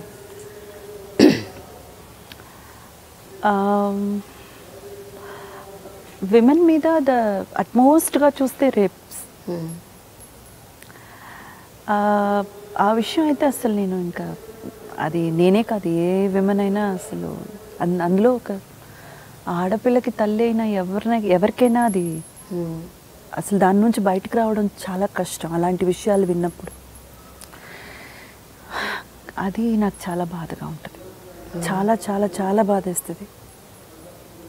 సో అలాంటి వివరాలు టు ద మ్యాక్సిమం నా దాకా రానివ్వకుండా నేను చూసుకుంటా. నన్ను చాలా డిస్టర్బ్ చేసే విషయం అంటే అది. అంతకన్నా ఎక్కువగా వీళ్ళు ఈ హ్యూమన్ రైట్స్ వాళ్ళంతా అలా పొంగిపోయి ఏదో పెద్ద హ్యుమానిటీ వాల్యూస్ గురించి మాట్లాడి, ఆ రేపిస్ట్ల గురించి ఇట్లాగా వాళ్ళు కూడా మనుషులే, వాళ్ళని కూడా మనం సరైన దారిలో పెట్టాలి, వాళ్ళకు కూడా మనం కౌన్సిలింగ్ ఇవ్వాలన్నప్పుడు ఒక కోపం వస్తుంది చూడండి. అది మీ అమ్మాయికి మీ ఇంట్లో జరిగితే అప్పుడు మాట్లాడండి ఇలా అని మాట్లాడాలనిపిస్తుంది. అప్పుడు నాకు కోపం వస్తుంది. అంటే నిజంగా చెప్పాలంటే అది నేను ఎప్పటికీ యాక్సెప్ట్ చేయలేను. హత్య కన్నా దారుణం కదా. నిర్భయ కేసు నుంచి ఇప్పుడు రీసెంట్ స్వాతి దాకా తీసుకుంటే ఏంటది, ఏంటా ప్రవర్తన? అంత దారుణంగానా? వాళ్ళని మళ్ళీ మనం మనుషులుగా చూడాలా? ఎట్లాగా? ఏం చేయాలంటారు? No, I don't have any clue about it. But వాళ్ళ గురించి సపోర్ట్ చేసి మాట్లాడడానికి వీళ్ళకి మనసు ఎలా వస్తుంది? ఎంత హ్యూమన్స్ అవనివ్వండి. మీ అమ్మాయికి ఒక దెబ్బ తగిలితే మీరు ఊరుకుంటారా? ఎక్కడో అమ్మాయికి ఏదో ఒక ఘోరం జరిగిందంటే మీరు ఊరుకుంటారా? అప్పుడు కూడా మీరు వాళ్ళని అలాగే చూస్తారా? అమ్మో అయితే మీరు మహాత్ములు, మీరు మనుషులు కారు, మీరు మహాత్ములు అయిపోతారు. అదైతే నేను అసలు భరించలేదు. మీ అమ్మాయిని మీరు ఎలా పెంచుతున్నారు ఇంద్రజ? అంటే ఒక వెరీ సెల్ఫ్ రిలయంట్, ఒక ఆత్మవిశ్వాసం ఉన్న ఒక అమ్మాయిలాగా పెంచుతున్నారా, లేకపోతే ఆమెను అలా జస్ట్ మామూలు ఆమె ఎట్లా పెరిగితే అలా పెరగనిస్తున్నారా? అంటే as a women, as a mother and as a person ఇంత సక్సెస్ఫుల్ లైఫ్ లీడ్ చేసిన ఒక వ్యక్తిగా మీ అమ్మాయికి మీరు ఎట్లాంటి విలువలు ఇస్తున్నారు? ఎలాంటి సపోర్ట్ సిస్టమ్ని డెవలప్ చేస్తున్నారు తన చుట్టూ? సెల్ఫ్ రిలయంట్ మాత్రం డెఫినెట్ అండి. సెల్ఫ్ డిపెండెంట్గా ఉండాలి. అమ్మని ఎప్పుడు ఎదురు చూడకూడదు, నాన్న ఎప్పుడు ఉండాలని ఎదురు చూడకూడదు. Because both are working. నేనైతే ఇంకా దారుణం, ఆయనైతే పాపం చెన్నైలోనే ఉంటారు, ఆఫీస్కి వెళ్ళినా చెన్నైలోనే ఆఫీస్ కాబట్టి ప్రాబ్లం లేదు. నేనైతే ఇంకా హైదరాబాద్, కేరళ అని ఊర్లు తిరుగుతున్నాను. So I won't be by her side. So ఆ విషయం మాత్రం బాగా చెప్పాను, పాపకి బాగా అర్థమయ్యేటట్టు చెప్పాను. ఆ మధ్య శతమాన భవతిలో ప్రకాష్ రాజ్ గారితో మాట్లాడుతున్నప్పుడు ఈ విషయం మీద ఏదో ఒక టాపిక్ వస్తేను, బాధగా ఉంది సార్, గిల్టీగా ఫీల్ అవుతున్నాను, వదిలేసి వచ్చేస్తున్నాను పాపని, షీస్ 8 years old, అర్థం కావట్లేదు, నేను చేసేది కరెక్టా తప్ప నాకు అర్థం కావట్లేదు అని అంటే ఆయన అన్నారు, అలా ఎందుకు అనుకుంటావు, నువ్వు ఇప్పుడు సంపాదించి ఎక్కడ తీసుకెళ్తావు, నువ్వు నీ అంతటికి ఖర్చు చేసేస్తున్నావు మొత్తం కుటుంబానికి కాదా, ఫ్యామిలీకి కాదా, ఆ ఫ్యామిలీలో 80% నీ కూతురు కోసం కాదా, why do you feel guilty, అసలు ఎందుకలా మీకు వస్తుంది, don't feel like that. And moreover తను ఇప్పుడు 8 years old అంటున్నావు, ఇప్పటికే ఒక హ్యూమన్గా తనకున్న సీక్రెట్స్ తనకి ఆల్రెడీ స్టార్ట్ అయిపోయి ఉంటుంది. నువ్వు అనుకుంటా మీ అమ్మాయి 20 ఏళ్ళైనా 25 ఏళ్ళైనా నీకు పాపే, కానీ she's an individual person. So తనకంటూ సీక్రెట్స్ ఉంటాయి, తనకంటూ ఒక లైఫ్ స్టైల్ ఉంటుంది. ఇంకా చెప్పాలంటే ఇంకొక 4-5 years వెళ్తే ఈ అమ్మాయి ఎప్పుడు ఊరికి వెళ్తే బాగుంటుంది అని అనిపిస్తుంది దానికి. You know that is what the human life has been designed so far. కొన్ని ప్రైవసీస్ కూడా అవసరం ఎవరికైనా. హస్బెండ్ అండ్ వైఫ్ రిలేషన్షిప్లో కూడా చాలా వరకు ప్రాబ్లమ్స్ ఎక్కడికి వస్తాయి, ఆయన ప్రైవసీలో ఈవిడి తలదూర్చడమో లేకపోతే ఈవిడికున్న ఒక ప్రైవసీలో ఆయన రావడం. సో రిలేషన్షిప్లో చాలా అవసరం అది ప్రైవసీ అన్నది. సో నువ్వు అలా ఆలోచించుకో, డోంట్ థింక్ అబౌట్ దట్ అని ఆయన నాకు అడ్వైస్ చేశారు. అప్పుడు కొంచెం క్లారిటీ వచ్చింది, ఓ సరే okay, I'm not doing anything wrong. Okay, కానీ ఎప్పుడు ఒక కంట కనిపెడుతూనే ఉంటాం, నేను ఆయన పక్కన ఉండాల్సిందే. సపోజ్ ఆయన వర్క్ మీదుగా ఎక్కడైనా బయట ఊరికి ఒక 2-3 days వెళ్ళాల్సింది ఉంటే అప్పుడు నేను షూటింగ్స్ పెట్టుకోను, I will be beside her to take care of her. ఇలా నేను రావడం కూడా, ఇట్లా షూటింగ్స్కి రావడం అంటే ముందే తెలిసిపోతుంది ఈ డేస్లో ఇక్కడ ఉంటాను, షూటింగ్ ప్లాన్ చేశారన్నది. ఆయన అప్పుడు ఆ పాప పక్కనే ఉన్నట్టు చూసుకుంటారు, అంటే ఆఫీస్కి వెళ్ళినా ఈవినింగ్ రిటర్న్ అయ్యేటట్టు ఆయన దాని పక్కన ఉన్నట్టు చూసుకుంటారు. బట్ తను అంటే ఒక ఇండివిజువల్గా నేను నా లైఫ్ని ఛార్జ్ తీసుకోవాలి, నా లైఫ్ నేను హ్యాండిల్ చేయాలి అనే ఒక కైండ్ ఆఫ్ మెంటాలిటీని డెవలప్ చేసే దిశగా మీరు ఎప్పుడైనా చెప్తుంటారా? అంటే you be like this, you be like that, ఎవరైనా ఇట్లా ఉంటే ఇలా ఉండాలి, Can we do that? And I'm just asking you. No. Do you think at least a kind of awareness అంటే how you should be careful. మీరెంత చెప్పినా వాళ్ళు inculcate చేయాలి ఈ థాట్స్ని, మీరు అనుకున్నంత దూరం వెళ్తారు వాళ్ళు, అది మాత్రం మీరు మర్చిపోకండి. Parents are the biggest enemies for children. మీ థాట్ దయచేసి తీసుకెళ్ళకండి. అట్లీస్ట్ మీరు తీసుకెళ్ళకపోయినా వాళ్ళు మీ పక్కనకి వస్తారు. మీరు the more you go near with your thoughts, వాళ్ళు చాలా దూరంగా వెళ్ళిపోతారు. It's not about your thoughts. అంటే ఒక అమ్మాయిని నువ్వు you have to be careful when you go like this, లేకపోతే నువ్వు ఇక్కడికి వెళ్తే ఇలా ఉండాలి, అలా ఉంటే బెటర్, నీకు యూ విల్ బి ప్రొటెక్టెడ్. అవునండి, ఇప్పుడు ఇలా చెప్పడం నా థాట్సే కదా, అలా చెప్పడం థాట్స్ ఎలా అవుతుంది? తెలియని ఒక అమ్మాయికి మీరు ఒక సజెషన్ ఇచ్చినట్టు అవుతుంది కదా, to create some kind of an awareness. Observation makes the man perfect అండి. మోర్ దెన్ ఎవరో ఒకరు అడ్వైస్ చేసి, ఎవరో ఒకరు చెప్పి ఆ తర్వాత అంటే వాళ్ళకి అర్థమైపోతుంది. ప్రాసెస్ లో వాళ్ళు దెబ్బలు తిన్నా పర్లేదు, బట్ తెలుసుకుంటారంటారు.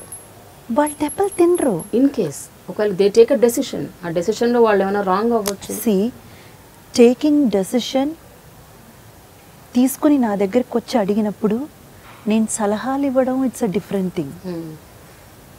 ఏం జరగలేదు, ఏం ఒక్క డెసిషన్ అయితే తీసుకోలేదు, ఏం అక్కడ జరగని ముందు నేను వెళ్ళి దాన్ని కూర్చోపెట్టి అమ్మా ఇలా చేయకు, ఇది తప్పు, ఇలా వెళ్ళకు, ఇది రాంగ్, ఇది ఉంటే ఇది తప్పు అని మనం ఎలా చెప్తాం?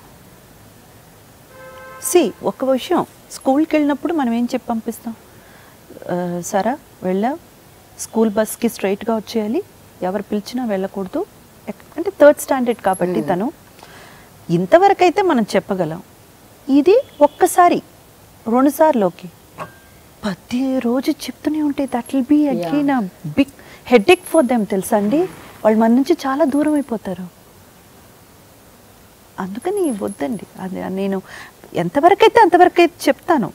చెప్పడం కూడా చాలా క్యాజువల్గా ఫ్రెండ్లీ టాక్, ప్రేమతో అలా ఉంటుంది. కానీ సరిదిద్దాలి, పాపని ఇలా పెట్టుకోవాలి, ఇలా పెట్టుకోవాలి, అలా చేయనండి.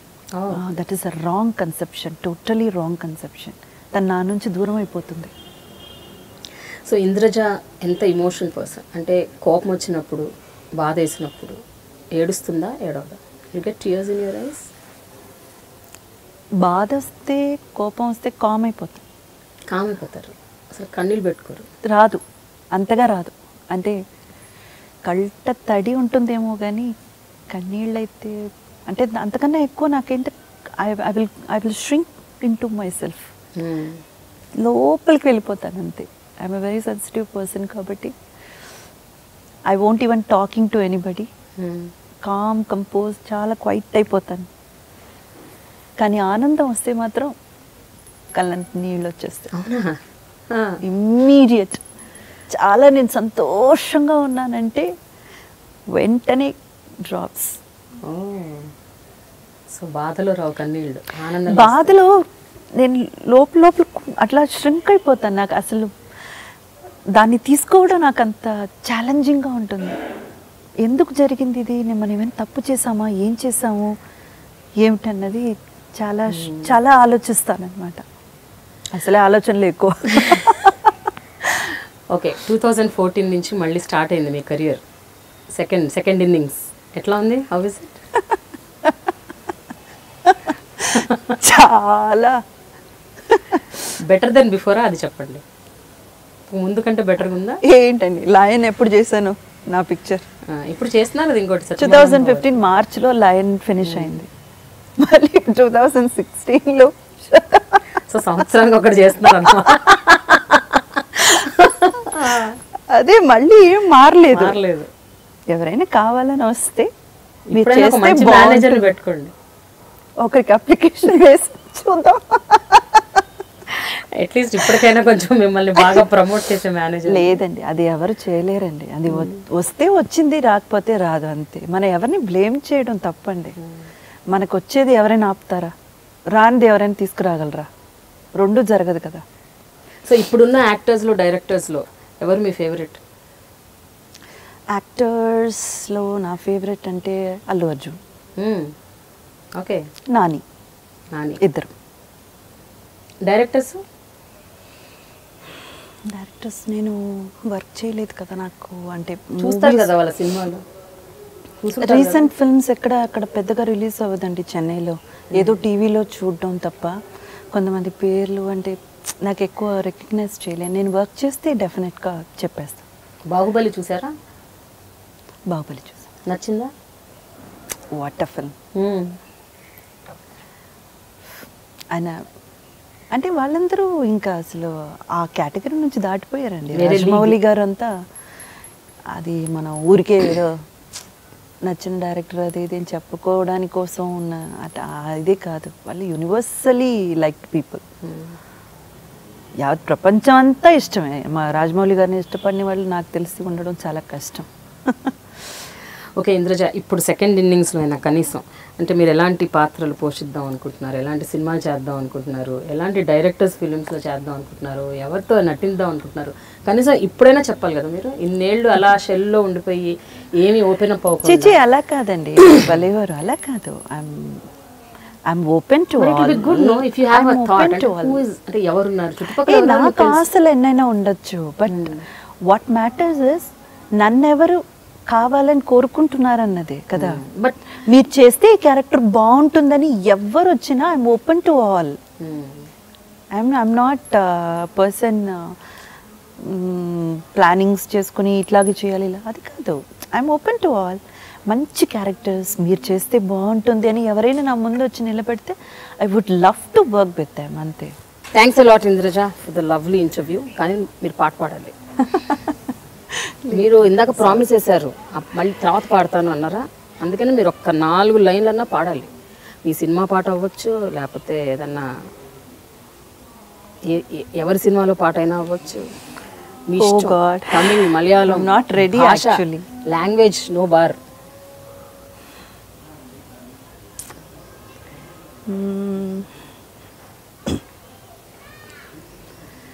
నిత్యానందకరీ వరాభయకరీ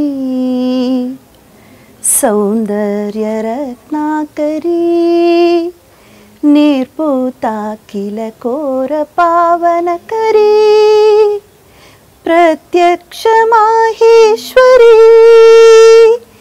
వ్రాళీయాచల వంశ పావనకరీ కాశీపురాతీశ్వరీ భిక్షాందేహి కృపావలవనకరీ మాతాన్నపూర్ణేశ్వరీ భిక్షాందేహి కృపావలంబనకరీ మాతాన్నపూర్ణేశ్వరీ. Thank you so much. Thanks a lot. Welcome. For more videos, subscribe to iDream Media.